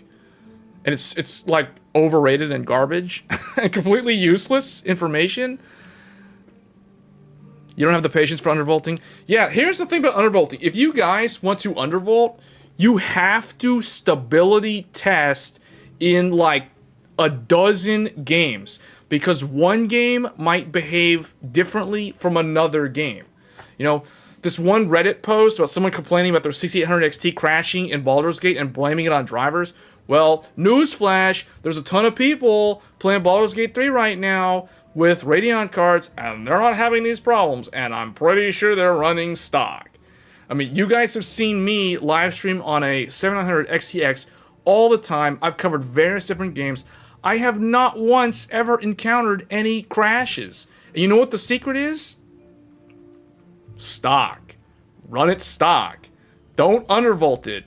Don't screw with the voltages. Just run it stock, and you would be amazed at how it's super fast and it's super stable. That's the secret technique. The secret technique to enjoying games as a live streamer is run your PC stock. You can run XMP for the memory. You can run Expo for the memory. But don't undervolt. Don't screw around with your GPU voltages, and you'll be amazed at how much mileage you get out of the performance, and it's good as is. Undervolting also doesn't lower your temperatures and doesn't lower your power. Yeah, because of the way their boost algorithms work. You tried undervolt and it had a driver crash. Exactly. So you just proved my point. The only reason to do it is to increase the clock speed for the same. Yeah, so basically, guys, undervolting a GPU is exactly the same. Well, I don't want to say it's exactly the same, but it's the exact same principle that applies to curve optimizer on Ryzen CPUs. I said this in a previous stream when we were talking about overclocking on CPUs. Ryzen, the way overclocking, or I guess, I hate to use the word overclocking because you're not really overclocking, but the way precision boost overdrive and curve optimizer works on Ryzen for essentially free performance, or I guess lower temps and better boost speeds. It works exactly the same as undervolting on a GPU. It's essentially the exact same thing. So it's not going to guarantee stability, and every silicon die has a own set of variants and differences. You can't just go and copy some guy's settings on some YouTube video and expect it to work on, you know, the same GPU or the same CPU, because they're all different. They're silicon lottery. I might make this a clip, Hades. I'm actually strongly considering making this this clip about. Well, the only problem is that making clips like this, where I've got like all this irrelevant stuff on the screen about the dark times and Gulf Town and triple channel DDR3 back in 2010. That kind of stuff is gonna probably confuse people that start watching the video. Yeah, it's gonna look like very clickbait if I make this a clip. But I might do it. Who knows? Because I think not a lot of people talk about that. Undervolting is so overrated, and it's basically a joke. You tried undervolting on the 6700 XT and could only reduce by 30 millivolts before it started crashing and drop clock speeds by you. Exactly. See? So it isn't even worth it. Cause see, like oftentimes I'll see these Reddit posts. I'll see Reddit posts from time to time in like a specific game or on the AMD subreddit, and it's always somebody complaining about like drivers causing their game to crash. And I'm thinking like, clearly that guy's doing something wrong. He's probably undervolting his GPU.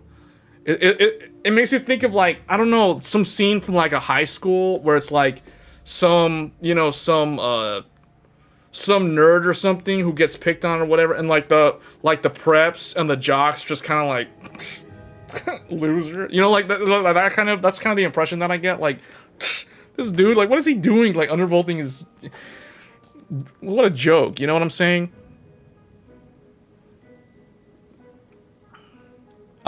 You can clip this and make it a video. Maybe. I don't know, maybe I'll have to probably edit some of it, but yeah.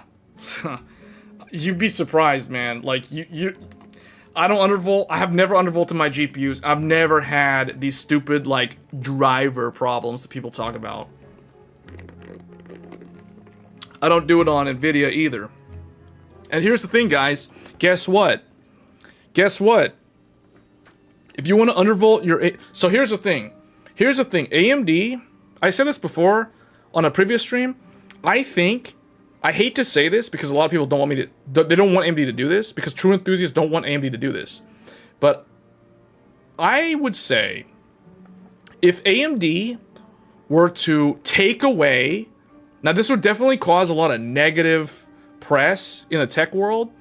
If AMD were to remove the ability to overclock and undervolt your GPU from within Radeon settings... I'm willing to bet that if AMD removes the ability to undervolt your GPU and overclock your GPU from Radeon settings, almost 90% or even 95% of all these driver issues with games crashing would vanish overnight. You know what I'm saying? What they could do... What AMD should probably do is they should do what NVIDIA does. You know how NVIDIA offers a GeForce Game Ready driver and a NVIDIA Studio driver? Like, they should probably offer like a Radeon Studio driver that doesn't have the built-in overclocking tool. And if someone decides to use the Studio one, they're probably not going to be able to they won't be able to undervolt. They won't be able to overclock, so it's just going to run at stock, and it's probably going to be magically 100% stable. I wonder why NVIDIA doesn't have these driver crashes, because people can't overclock or undervolt their GeForce card in NVIDIA's control panel. If they wanted to do that, they'd have to download a third-party tool. Well, guess what? That's not supported by NVIDIA's tech support. That's an unsupported configuration. We can't help you with that. We suggest that you uninstall your MSI Afterburner and run it stock, then tell us if you still have the problem. That's what NVIDIA will tell you. If you open a case with NVIDIA and start complaining about, oh, the thing is not stable, they're going to ask you, do you have MSI Afterburner running? are you running EVGA Precision X? And if you say yes, they're going to tell you to uninstall it because it's not supported. Otherwise, don't talk to us because we're NVIDIA. That's not our stuff. We didn't make it.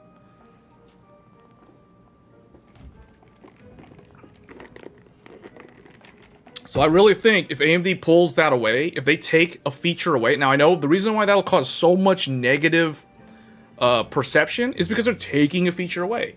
So rather than take it away, what they should probably do is create like a studio version of Radeon settings. So you can choose, do you want studio Radeon or do you want like the typical, you know, whatever Radeon settings? I have a feeling that would get rid of all these driver issues and that would clean up that image.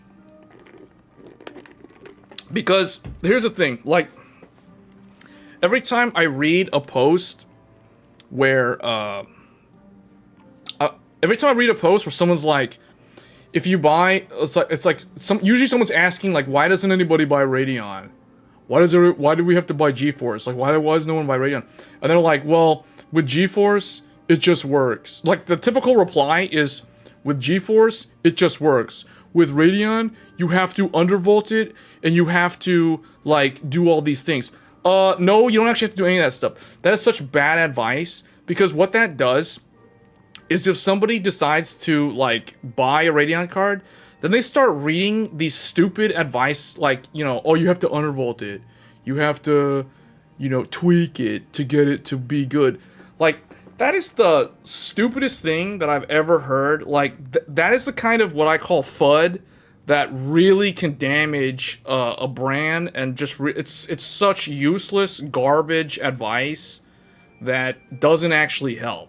It doesn't help the individual that's considering upgrading their GPU. It spreads kind of useless information that then gets repeated over and over again through word of mouth. So that's the sort of stuff that I think kind of needs to be cleaned up. But it's I don't know, man. That's a big problem. Because, I mean, I've been using AMD for years. I've been using NVIDIA as well. You guys know that I have a 3090 Ti. It's in the computer right next to me. It's not like I don't use NVIDIA. I have the NVIDIA card literally right there. And I have not had these stupid problems that people complain about all the time about AMD, nor have I had the problems with NVIDIA. And people complain about NVIDIA too.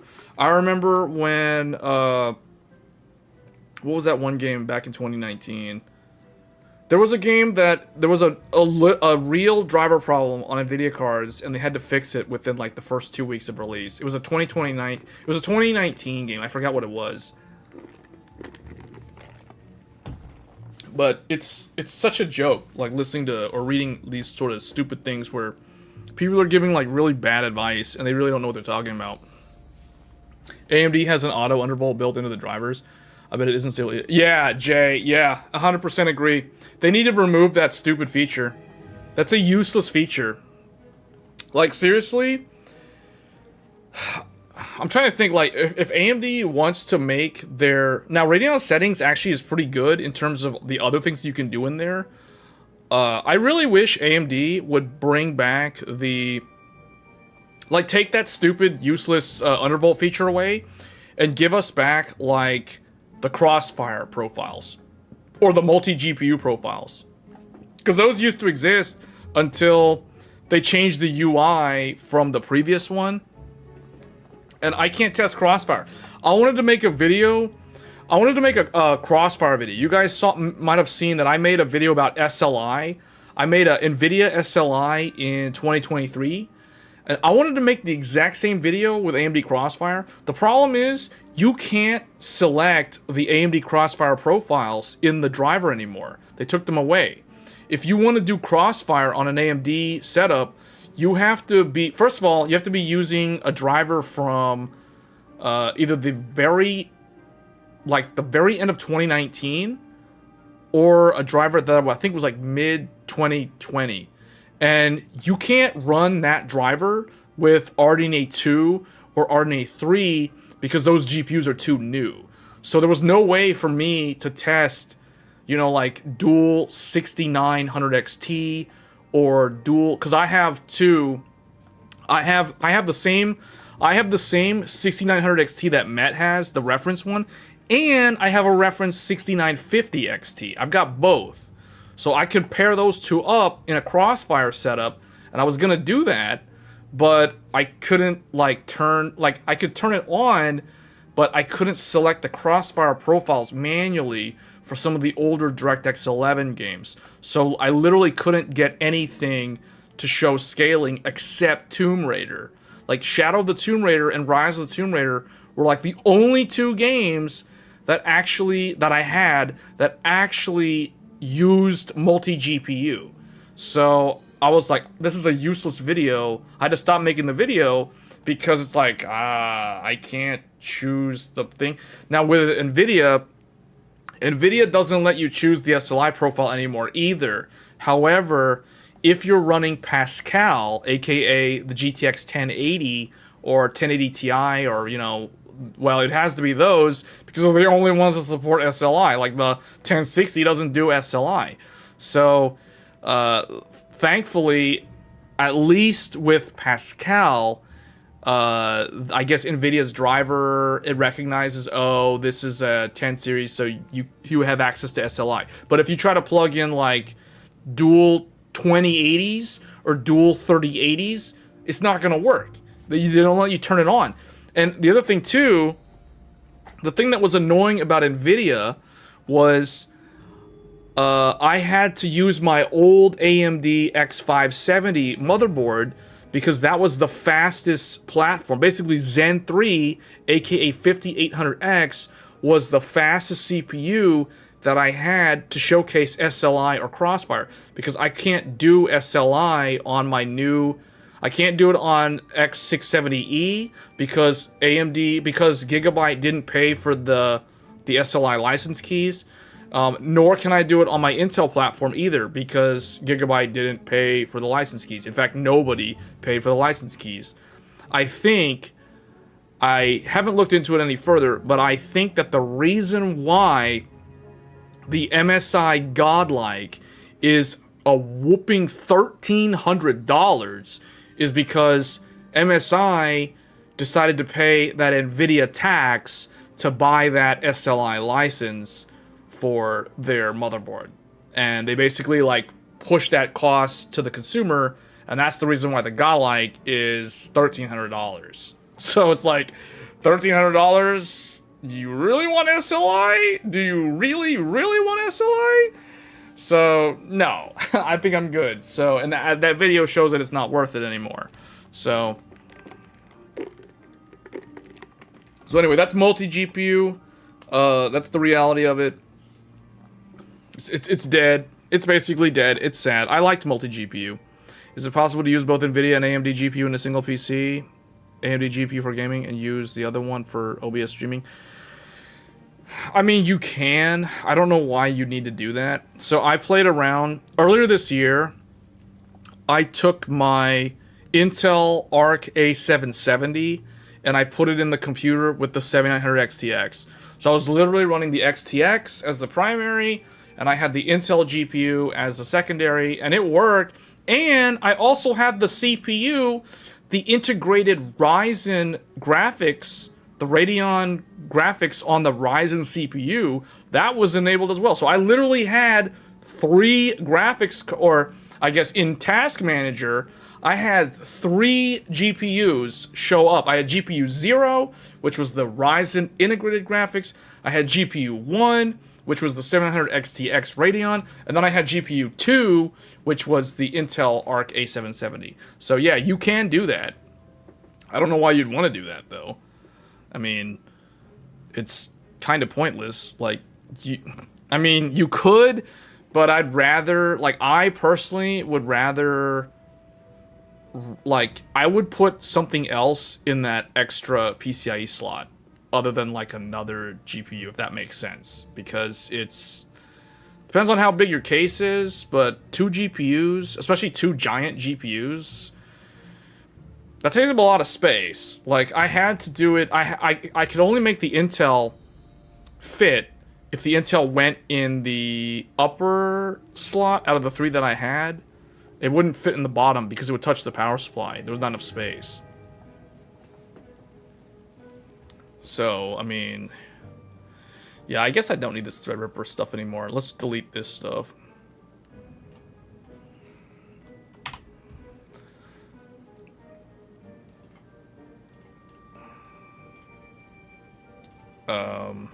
Yeah, so I had like a motherboard here. I had the Aorus Master. So the Ryzen CPU's here. Or whatever, it's like in the middle. And then you have the RAM right here. Then you have the GPU number 1. So we had the 7900 XTX or XT. One of them was here and it's big. It's a big GPU, so it's kind of like this big. And then I put the Intel Arc like right here. You know, so I had 7900 XTX up here, and then I had Intel Arc A770 down here, and it worked. It worked fine. I don't know why you need to do it. Are you going to actually play? I don't know. People keep asking me questions. But yeah, you can do. Every time I try to fire up, yeah, I know. That's a thing. It just always happens this way.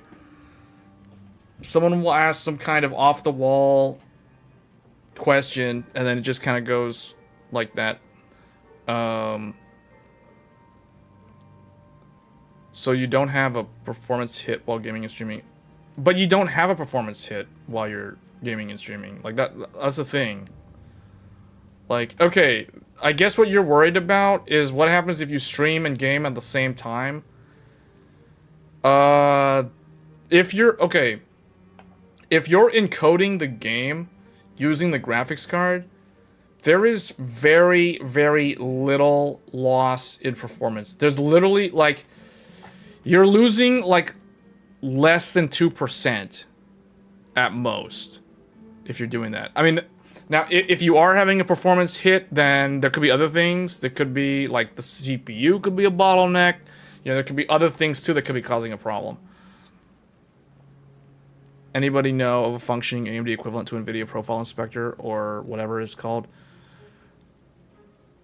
What does that do? I mean, is that NVIDIA Inspector? I haven't used NVIDIA Inspector since the days of GTX 970. I used to use... Okay, so I used to have this program called... There's this thing called NVIDIA Inspector. I haven't used it since GTX 970 in 2015. So I can't answer that. I don't know how it functions in 2023. So anyway. Good question, though. Maybe someone in the chat can help. Oh, you're asking if there's an AMD equivalent. I mean, I don't know. I haven't... what exactly does NVIDIA Inspector do again? I know that it allowed me to downclock the memory clocks during idle. But I don't really know what else I would use it for. If you're asking about, like, custom resolutions, you don't need anything to do that. You can do custom resolutions within Radeon settings. Have you tried to stream off the Intel Arc A770 to stream and play the game? Yeah, I think I did that, like, earlier this year when I had both of them in the same PC. Yeah, I think so. I tried AV1. Remember? I tried to stream an AV1 off of the Intel, and I ran into a problem where YouTube wouldn't let me for some weird reason. So I had to default back. This was several months ago when I attempted that. But then eventually they fixed it. But it's... I don't know. Like, I feel like AV1 on all of them looks so similar to the end user that you barely notice any difference. The 950M was a decent laptop GPU. That's a very random comment. The 950M was a decent laptop GPU.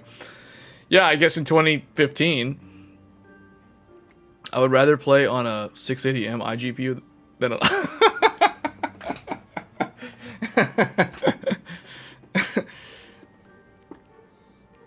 Yeah, so I have... Okay. You guys want to know what I run right now as the laptop? So I have a ThinkPad. So the reason why I talk a lot about Thunderbolt, if you guys have been noticing, like, the videos that I upload, I sometimes talk about Thunderbolt. And it occurred to me earlier this week that I literally use Thunderbolt every single day for like my day job. So in addition to my desktop with the Ryzen system, my computer that I use for my regular job is a ThinkPad P15V Gen 3. So for those that are wondering what I use as laptops, so this thing has a Ryzen 7 Pro, what is it, 6850H. That's the model. So this is the CPU that's in my my laptop.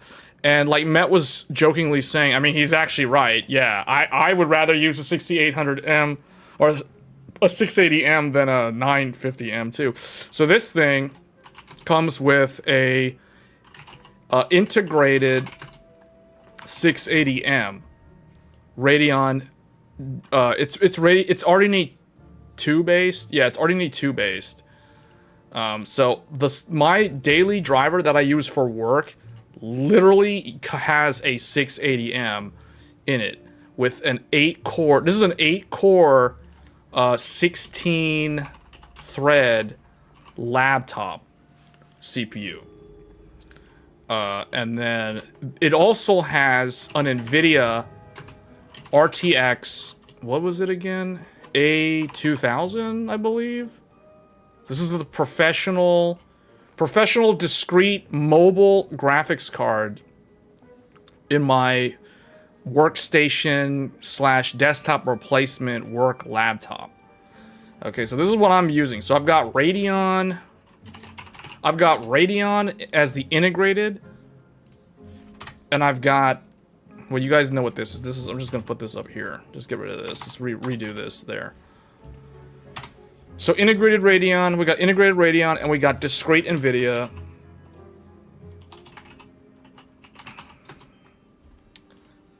Did I spell that wrong? I was all right the first time. Anyway, so this is what I'm running. This is the daily driver that I use. Now this, as you notice, this is a Ryzen, but it has a USB 4, which is backwards compatible with Thunderbolt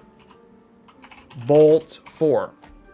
So I use a Thunderbolt 4 docking station every day with an AMD Ryzen CPU in a laptop. So I'm just telling you guys, it's like the 950M is really old, and it's gotten to the point where it integrated Radeon. I guess, like, my question to the chat is, what is the equivalent, what is this equivalent to in terms of a discrete graphics card? Like, how fast is a 680M in terms of, like, what is the closest comparison? Because I'll tell you what this is equivalent to. This is roughly equal to RTX 3050 Ti mobile. That is what this is, for those that don't know. Laptop 3050? Well, no, well... Oh, really? It's that good? I didn't even know it was that good. Is it really laptop 3050? Because I don't know. I genuinely don't know the answer offhand. So I'm really curious, like, what is this equal to? Because this is roughly equal to that. To a 3050 Ti.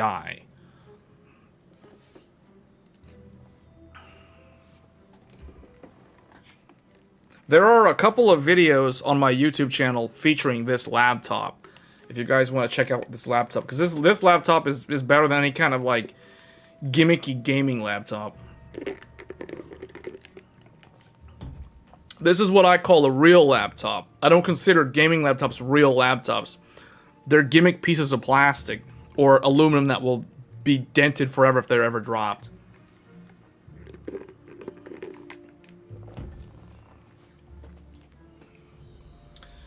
So Met says it's a laptop 3050. So I mean, I guess I'm gonna say it's 3050M, or I guess like laptop 3050. Laptop 3050, I guess. I'll take your word for it. So that's basically what I use. Oh, he's posting it in the Discord. Whoa, that thing is as fast, almost as fast as a GTX 780. It's like, wow, okay. Okay.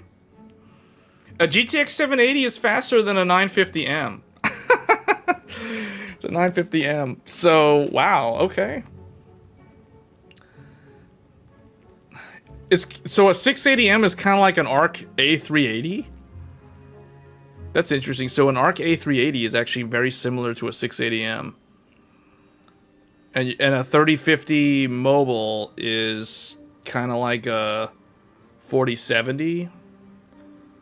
Oh, I see. The 4070 is like 14% faster. Oh, okay. So it's slower than a 3050 mobile, but it's slower than that. So we'll just say GTX 780 because that's a better frame of reference. I don't know. Some people might not even know what a 780 was like in terms of performance. I mean that is actually kind of like a GTX 970 sort of.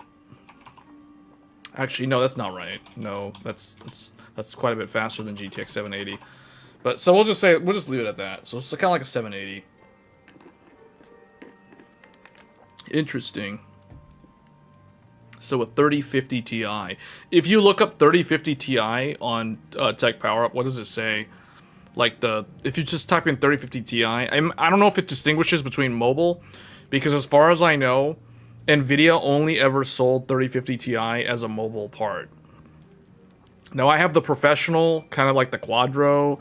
I don't like that Nvidia got rid of the Quadro name.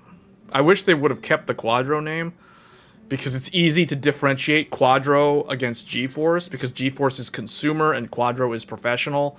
Now it's just GeForce, and then there's just nothing. I guess Nvidia is the name of the professional one. Like, why would you use your own company's name as the professional to your product? Like, that just sounds really lame.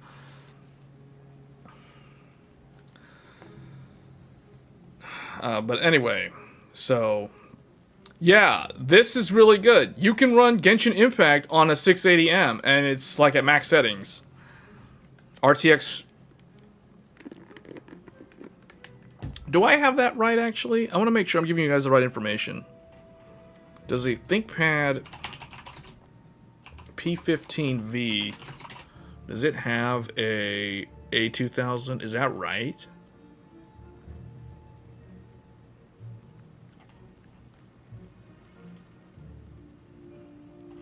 Hold on. Where's the, Yes, I was right. I just had to make sure, because I don't want to be given the wrong name of the GPU and confuse people. I don't want to confuse people on that. So, yeah. I did a couple of videos. There's like 2 videos on the YouTube channel that show this laptop. If you guys are curious what this laptop actually does and why it's an actual real laptop, not some fake, you know, ghetto gamer laptop thing that they wasted $2,000 on a piece of plastic. You know, they can't do Thunderbolt, can't do, you know, can't do CAD, can't do any of that stuff. So, anyway. Hogwarts? Oh, you mean running Hogwarts on that? Oh, on the laptop? I haven't tried Hogwarts on there, but, yeah, probably not. Maybe at 720p, you know? Yeah, maybe you can run it at 720p. Man, this game has probably been running through so many day and night cycles since I've been talking the whole time. The RTX A4000 would be a nice mini ITX GPU.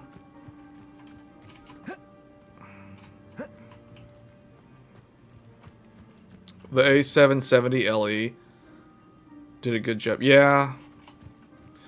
Yeah, a lot of people criticize Intel for not performing good enough. But I think they did fine. As a first take, as a first run, I really think Intel did okay. And I just don't know what to say about them, because some people ask me about them. Ever since Raja left, I don't know what the future's gonna be for Intel. Like, I don't think it's necessarily a bad thing. I just don't know what they're gonna do. You know? Wonder when Arc will be made by Intel themselves. If Intel's smart, see, this is the problem though. Like, this is the reason why I don't know what they're gonna do. Strategy-wise, I have no idea. Like, if I was the CTO at Intel today, or if I was the vice president for the graphics, like basically if I had like Raja's job, or his previous job at Intel, it would be really hard to figure out what the strategy is. Because, like, that's a really good point. Wonder when Arc will be made by Intel themselves. Because Arc today is made by TSMC. Intel's relying on their competitor to build their graphics cards. That is crazy. You know? So, and realistically, they need to make it themselves. Because, first of all, there's already too many companies that rely on TSMC. So, the fact that Intel is another one of their customers now for the graphics division, that's crazy to me. But yeah, ideally though, Intel should build it themselves. But the thing is, going back to the strategy, if they're going to build it themselves, then their design of Battle Mage or Celestial, it has to take that into account. It has to work with the fabrication plant. Now, I really think that Intel should kind of have this 1-2 punch, this power up, by going with their own fab. Because I would think that if it's all being done by Intel, they would have more control and they'd be more flexible in terms of being able to make changes, whether we're talking about stepping changes or, you know, any sort of thing that's done early on that is not fully baked yet. They can make those changes and they can get back the first taped out silicon. And, you know, I just feel like they have way more freedom. There's way more potential for them if they make it themselves versus if they're relying on TSMC. Now, it's probably not that big of a deal, because if it was that way, then Nvidia and AMD and everybody else, Apple, everybody basically that relies on TSMC would have these kind of problems, and they don't have these problems. So, I don't know. I don't know what the answer is. Raja clearly was not the answer. Without him, how they're going to make Battle Mage and Celestial be competitive and or reach parity with Nvidia and AMD, assuming they can reach parity, I don't know. I don't see it. I personally don't see it happening in the next 2 generations. Meaning, the next generation Intel card can probably aim for the 4080. Aim for the 7900 XT to XTX, somewhere in there. I think Intel should aim for that as like their maximum.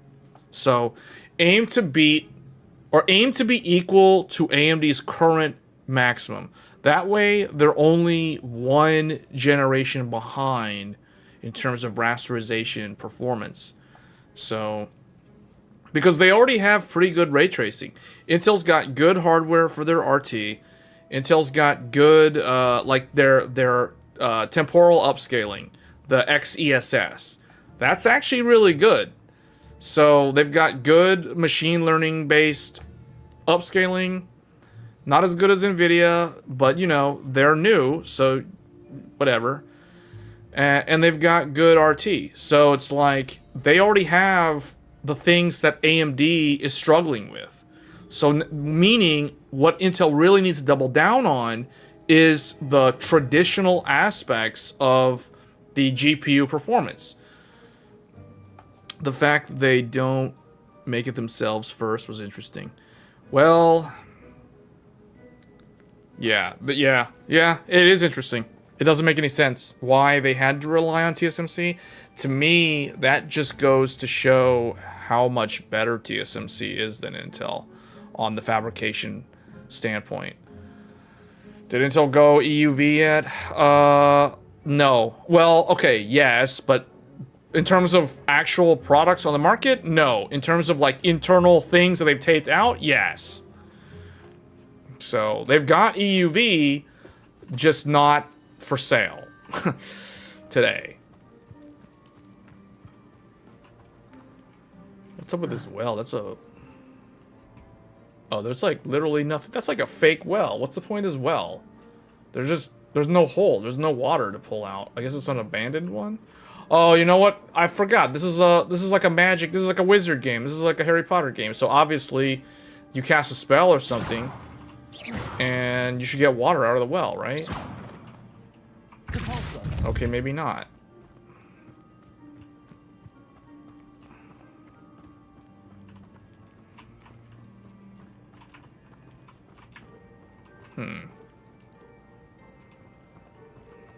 Interesting.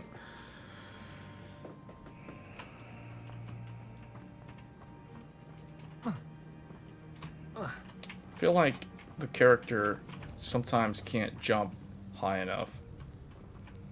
There's also no, like, automatic... Oh, wait, see? That's weird.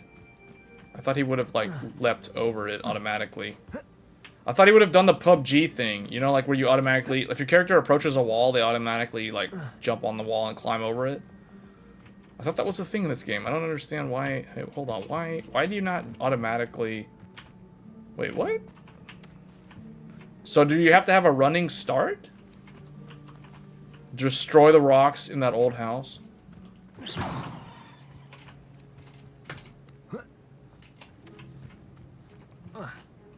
Do you have the Avatic? No, I don't have any of the like bad spells. You know what? The thing with the spells, hold on. Let me go back to the customized thing. I don't have these spells. See, if these are the ones you're talking about, like the forbidden ones. So, but the thing is, like, even though these spells are forbidden, the ancient magic spells are just as deadly.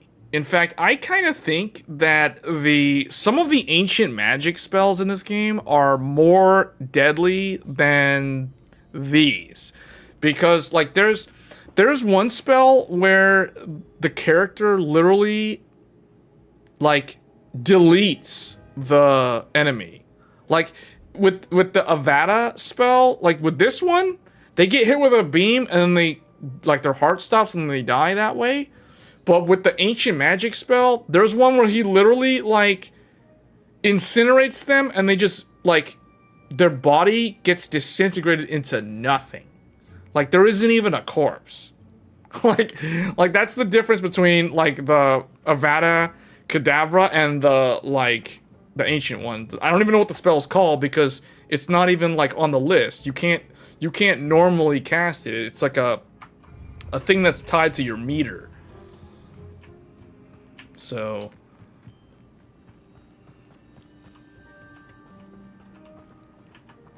Revelio. Oh, I already got that stuff. Did I get the things from the village? Oh, there's like stuff way up there.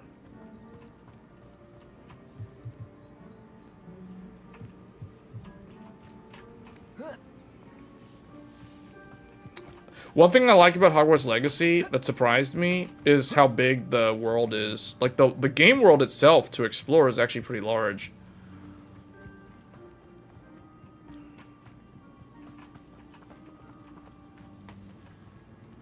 Alright, let's go over here.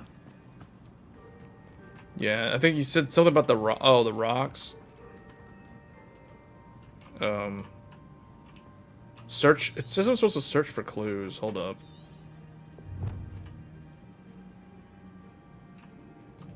How come I'm, like, not able to... There we go. That was weird. Oh, a stairwell. Okay. There's, like, some, mist here. Why bother blocking a stairwell? There might be something here worth a closer look. They've left all of this simply strewn about. Tells me they're after something bigger. You're not going to believe this. I can see the Undercroft. What? A daydream? Because that happens to me too. The hidden cellar. I know it sounds strange, but... Honestly, nothing you say sounds strange to me anymore. Fair enough. I can see the Undercroft through this stone wall, as though it's a window. This has happened before. I'm listening. I think it's to do with my ability to see traces of ancient magic. But you said you didn't really understand it, and that you couldn't wield it. That's true, and I'm still not sure what it all means. What I do know is that my ability allows me to travel through these windows I see. Wait. We can get straight to the Undercroft from here. Ominous will be flawed. We can. But perhaps best not to tell anyone else about this for now. Even Ominous. Understood. Well then, invisible, secret, ancient magic passageway? Here we come. Okay, so we basically have like a dungeon. I'm We have tempted like to the hold next my dungeon to breath. go through. Guess we can do it.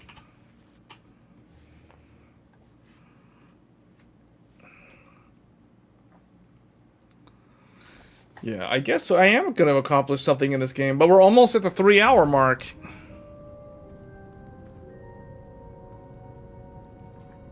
Why would the door lead us here? Sebastian, look. Isn't that just the room of requirement?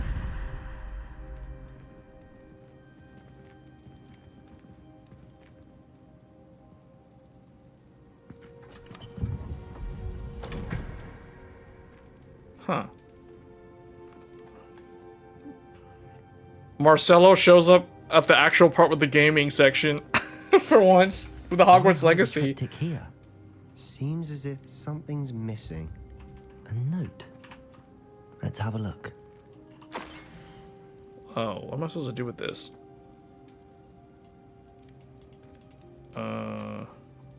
Okay. Anything helpful in the note?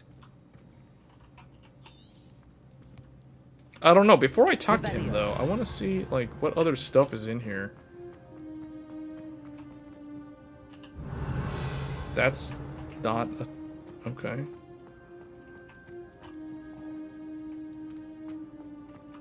Really? The clothing's like that? It feels good to see me playing the game. So I'm actually playing the game. Rather than just, like...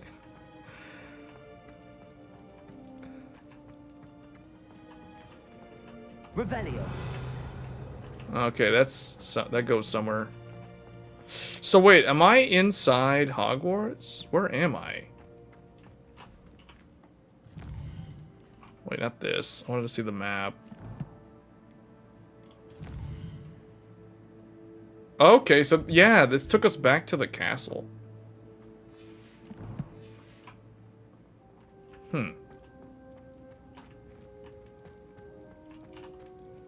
A rune symbol. I've seen similar symbols used by the keepers. I've been thinking. A keeper lived in that house centuries ago, and Ranrock and his lot have been searching there. You said that goblins may be wielding some form of this ancient magic. Do you think Anne was cursed by ancient magic? I can't be sure, of course, but I don't think so. I didn't see any traces of it around your sister. Very well. But that doesn't mean it's not ancient magic. There's still so much we don't know about it. True. Perhaps this triptych will lead us to answers. Then we'll have to unravel what this all means. But now I need to see Ominous.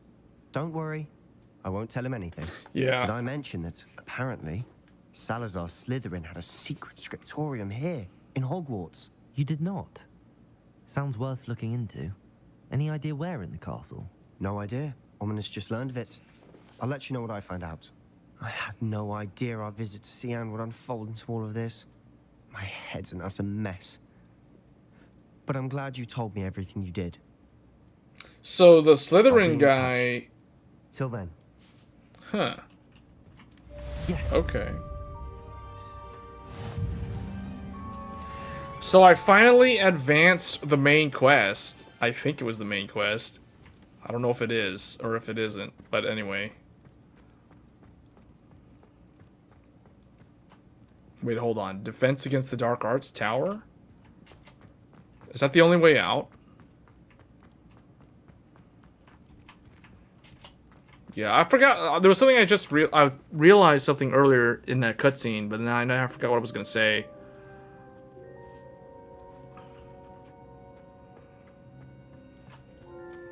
Oh, does anybody else plan to play Starfield when it comes out in a couple of weeks? I will be streaming Starfield. That's one game that I will be covering. There's another game that's coming out this month that I probably will stream as well. That game being Armored Core 6 Fires of Rubicon. So that game and Starfield are the two big games for August, at least for me, that I've been tracking for a while. And I mean, and honestly, like, I wasn't really that into Starfield earlier this year, but it was through listening to a lot of the viewers that I really got into. Like, I started thinking about, like, when I used to play Star Citizen and how Star Citizen was very tedious because you have to do everything manually. You can't, like, skip certain steps. Like, if you want to fly your ship, it's very tedious until you get the hang of things. So I like that Starfield is automating a bunch of it's eliminating a lot of the tedious gameplay elements that Star Citizen has. So to me, that's a really big plus. So that's why I'm really interested in Starfield now. Starfield will come out in September. I thought it was this month. Did it get pushed out? I thought it was August 25th. Is it really next month? Armored Core 6. Okay, well, if it got pushed out to next month, then, I mean, then this month is just going to be Armored Core 6. Star Citizen is pay to win. Well, not really. I mean, when they let... So, I mean, I played it when it's like... Well, okay, technically it's still... Well, is it early access? I don't even know anymore. I don't know. That game's been going... That game's like, what, like a decade old now, and it's still not in beta? I don't know. It's been a while since I played it, but anyway. Every time you forget September. Really? Am I saying that again? Am I wrong again? Hold on. Seriously? Did it get moved?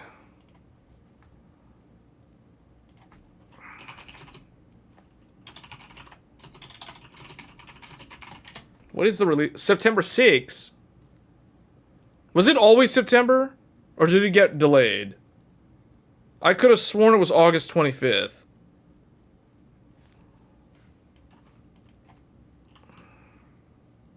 Was it always? I thought... Are you sure? I thought that was Lies of P. I thought we were talking about Lies of P.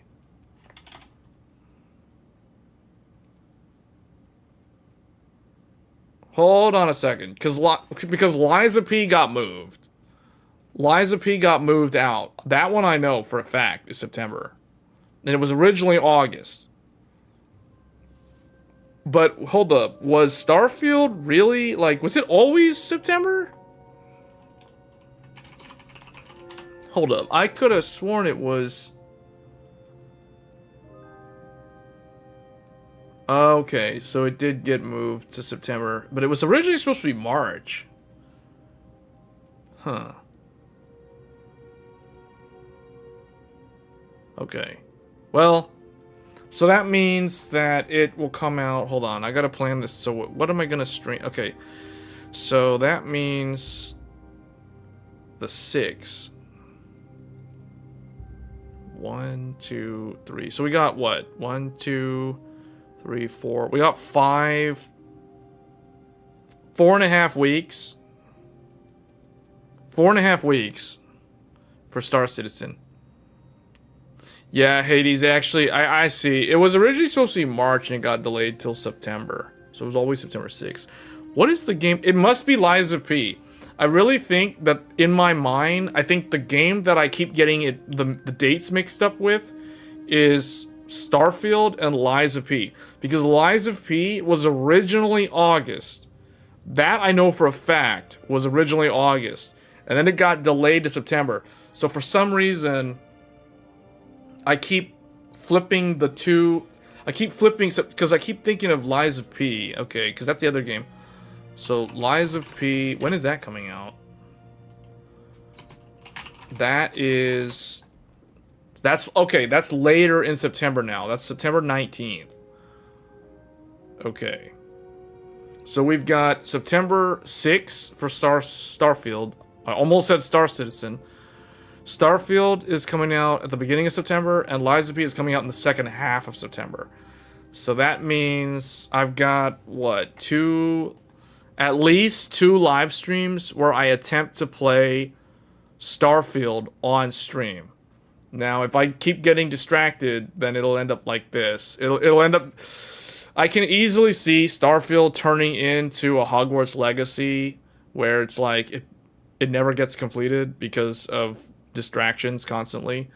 So Lies of P, though, like that one I know will get completed because there's something about those Souls type battle systems. Like when I play those type of games, it's very hard for me to get distracted because those games are so demanding of my attention that I just get in the zone and I can just focus on the gameplay for a game like Lies of P. So I don't expect Lies of P to have any issues with me not being able to complete the game.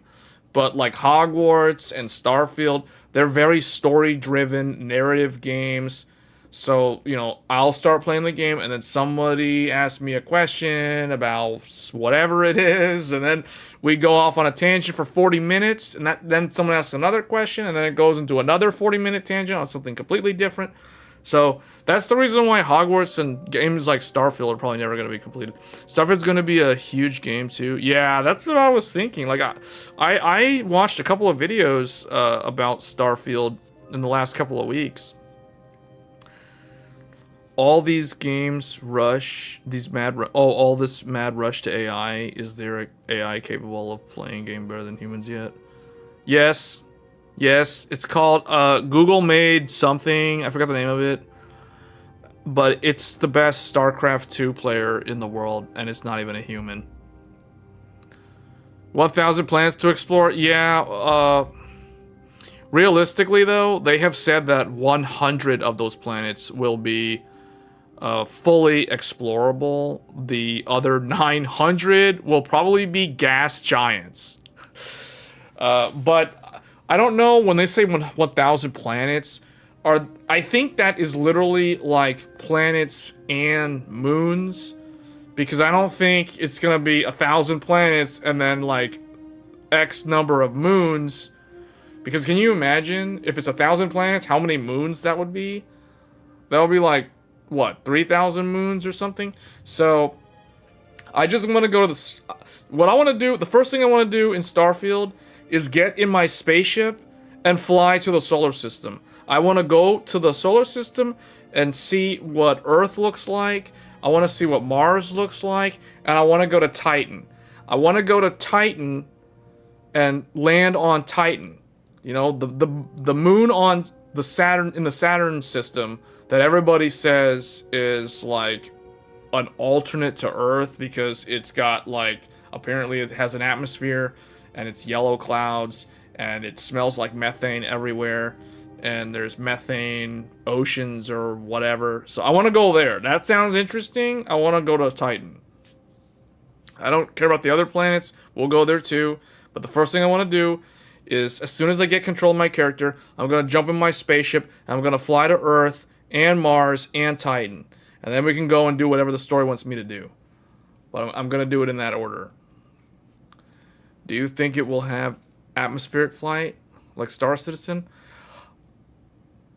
That would be cool, Hades, but if they do it, okay, if they do that, I hope that they don't make it nearly as tedious to control, because the thing that killed Star Citizen for me was too much like tedious, minute little things that you have to do just to fly your spaceship around, you know? Like, I get what they're doing. Like, when I first started playing Star Citizen, I understood, like, okay, they're going for realism here. They're going for, like, a simulation and all these actions that you have to do. But then I thought to myself after a while, I was like, can't we just skip past some of these steps? Like, having to click here and do all this and look at that thing and set your, set the stupid, what do they call it? To get your ship to go into the hyperdrive where it's traveling through lights, he's going faster than light or whatever, you know what I'm saying? Like, to do all that stuff, to calibrate the thing, after a while that gets too old for me. Like, that's like, no, that's too much, too many steps. They gotta simplify that. You have to interact with too many things and then when you want to land your ship, for those that have never played Star Citizen, they have no idea what I'm talking about, but like, just to land the ship on the planet is a pain. You gotta open your comms, you gotta talk to the flight control, and blah, blah, blah, blah. Okay, then you gotta go down, and you can't come in too fast, you're gonna overshoot the platform, you do all this. It's too much. So, like, Starfield is not gonna have that.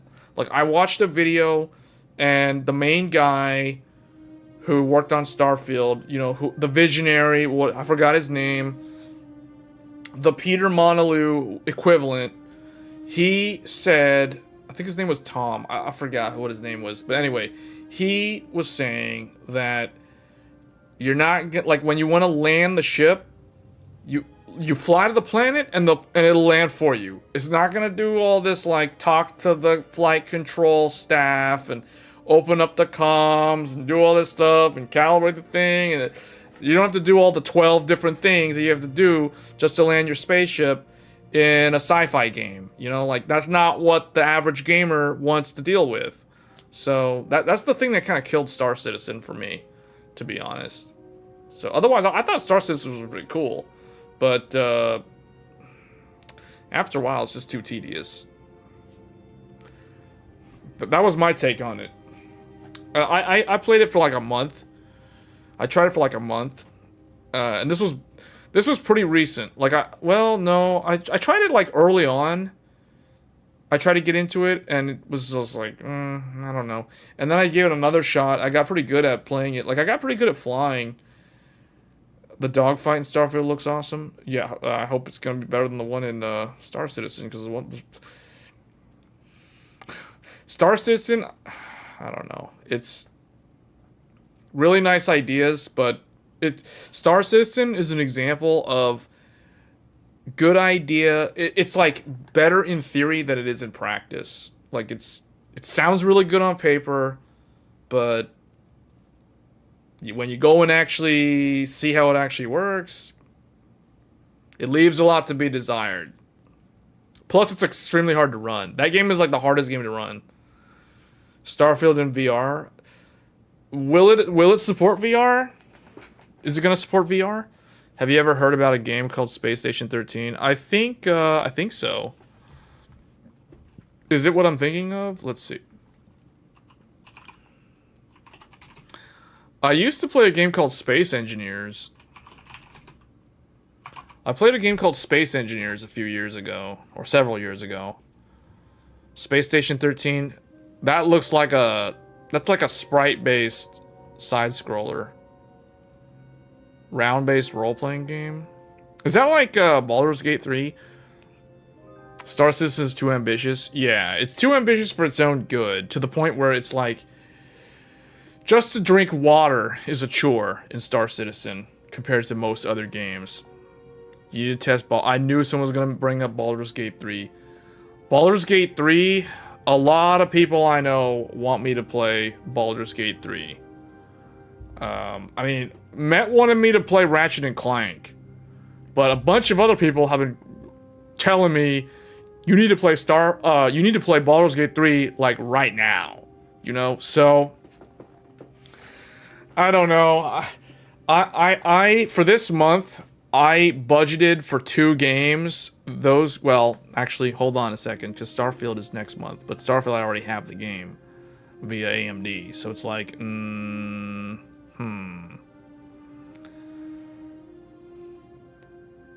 Now that I think about it, technically, Baldur's Gate 3, I could get it because there is budget, or I could get Ratchet and Clank because there is budget. I just realized that. I just realized that I have budget for one of those two games, but not both. I don't know, I'll have to think about it. Matt wants me to play or cover Ratchet and Clank. He mentioned that in the previous live stream. And I think everybody else, though, wants me to cover Baldur's Gate 3. Baldur's Gate 3 is too woke? In what way is it like that? You and other players takes roles like an engineer, bartender in a space station trying to keep it running. And oh, are you talking about a VR game? Are you talking about like Star Trek? That one Star Trek. What is that Star Trek VR game where you're all on like the bridge? Man, what is that one game called? It's kind of like VR chat, only it's not VR chat. Like it's like everyone has their own role. Man, what is that game that I'm thinking of? Star Trek? Is this just Star Trek VR? Am I just thinking of Star Trek VR? Star Trek Bridge Crew. I think I found it. Star Trek Bridge Crew on Oculus Quest 2. Yeah, that's the game. Okay. I remember wanting to try that. You know, some people, like when I did the unboxing video for the Sapphire Nitro, people were talking about like VR that doesn't work on Radeon. What are they talking about? It works fine. I've been using, like literally, I've been using the Oculus Rift with the, like, even the 6900 XT. I swapped the 6900 XT for a 3090 Ti. Then I swapped the 3090 Ti for a 7900 XTX. The whole time I did all those swaps, I did not use DDU. I didn't do any of that nonsense. And Oculus Rift works fine the whole time, regardless of what GPU I'm using. I don't know what people are doing wrong, man. It's not hard. Everybody is making stuff, like, when it comes to VR, everyone seems to be making VR way harder than it's supposed to be. Because it's not that hard. So, I don't know what VR headset people are using. I mean, that might be it. But Oculus Rift and, like, VR chat, all that stuff, it all works fine. There's, like, no problem. Now, maybe the Oculus Rift is kind of old, so its support is pretty good in terms of a lot of VR games. I can't speak for those wireless VR things. I don't use the wireless VR. Like the Oculus Quest 2, I don't use that, so it's like I can't comment on those. But the tethered VR headsets, those work fine. And that goes back to why I was talking about why I prefer triple DisplayPort and single HDMI on the GPU versus dual HDMI and dual DisplayPort. So, anyway. The chat kind of died off, so I guess maybe this is a good stopping point. I did accomplish some stuff in Hogwarts Legacy today where we actually, like, okay, let's progress past this part.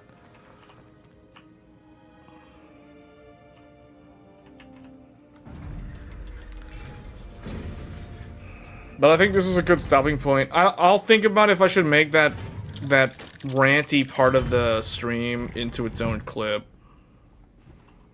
Oh, that's where this leads back to.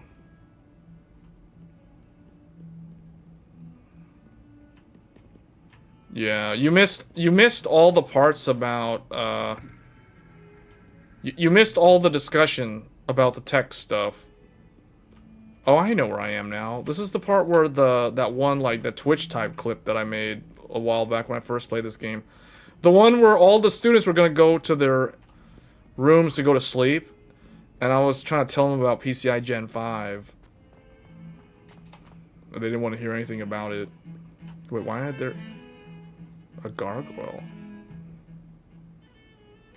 There's a ghost over there. There's ghosts over there.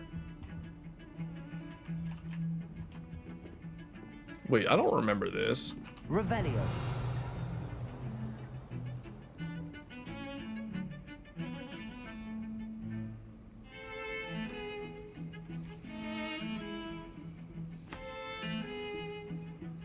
It's on Mars? Wait, what? What's on Mars? Well, everybody wants me to test Baldur's Gate 3. I'll have to think about that. Tao didn't elaborate. When is the next live stream? It's on Mars. No, it's not on Mars. The next live stream will be Thursday. Like always. So the live streams on Thursday, for those that are new to the channel, typically the live streams, you can expect a live stream from me every Thursday. Around, well, let me think. When do I normally go live? Around, it's like 6 p.m. Pacific time. It's typically when I go live. So if you're in the Central time zone, that would be 8 p.m. If you're in Eastern time, that's 9 p.m. So for people on the East Coast, it's kind of late in the evening. It's basically nighttime, essentially, when I go live. And I usually go live for like 3 hours. Somewhere between 3 to 4 hours is typically the length of the live stream. Starting around 6 p.m. Pacific time. So that's UTC minus 7. For those wondering, the time on that, if you're watching from like somewhere that's in a different continent than North America or South America, for example. And then sometimes I will do a live stream on the weekend, like the one that we're doing right now. But that's not a guarantee. That kind of depends on my schedule. That it depends on if I have the time to do that. You're currently 1 hour 22 minutes AM right now. Okay, so you're... okay. Oh, yeah. So it's pretty late for you, Marcelo. Yeah, you're... Okay. So you're like 1 hour... You're 1 hour ahead of the Eastern time. Okay. I'll keep that in mind. I don't know. Maybe... I can't really start earlier. Yeah, I can't really start earlier. That's the problem. I can go late. That's the thing. To me... to stream late isn't really a problem, but to start earlier is a problem for me. So, oh wow, now the students are coming out, so I basically failed to get any sleep. Students are waking up, starting to go to class, so. But yeah, the streams are always every Thursday, and then sometimes there'll be a weekend stream. And the weekend stream is typically me trying to progress through a video game. Like in this case, Hogwarts Legacy. So, that's the idea. Because I think, like, usually my audience that watches my regular YouTube videos, they usually have questions about, like, tech-related stuff. So I reserve that for Thursday. And then the weekend is me trying to, if I have time, I try to finish a game or, like, get through a game. Provided that I don't constantly get distracted and talk about tech. But I'm not trying to discourage viewers from asking tech-related questions or any sort of question about gaming or, you know, PC builds or whatever. Like, feel free to ask those questions, because I think that that's where most of the value that my channel brings comes from. So if you have to ask a question on like a Saturday stream, don't feel shy. Just ask away. Even though I won't be able to, it takes time from the game. It's like whatever. I would rather answer the question than to not answer a question and then just be playing the game, and then, you know, then it ends up being kind of just a more boring stream where I'm just playing the game and trying to get through the game. So I guess this is a good stopping point. We were live for 3 hours, more than 3 hours, so surprisingly long. I was expecting to do about 2 to 3 hours on the stream, but it went pretty well. So with that said, once again, thank you all for tuning in, and I will catch you guys on Thursday. Take care.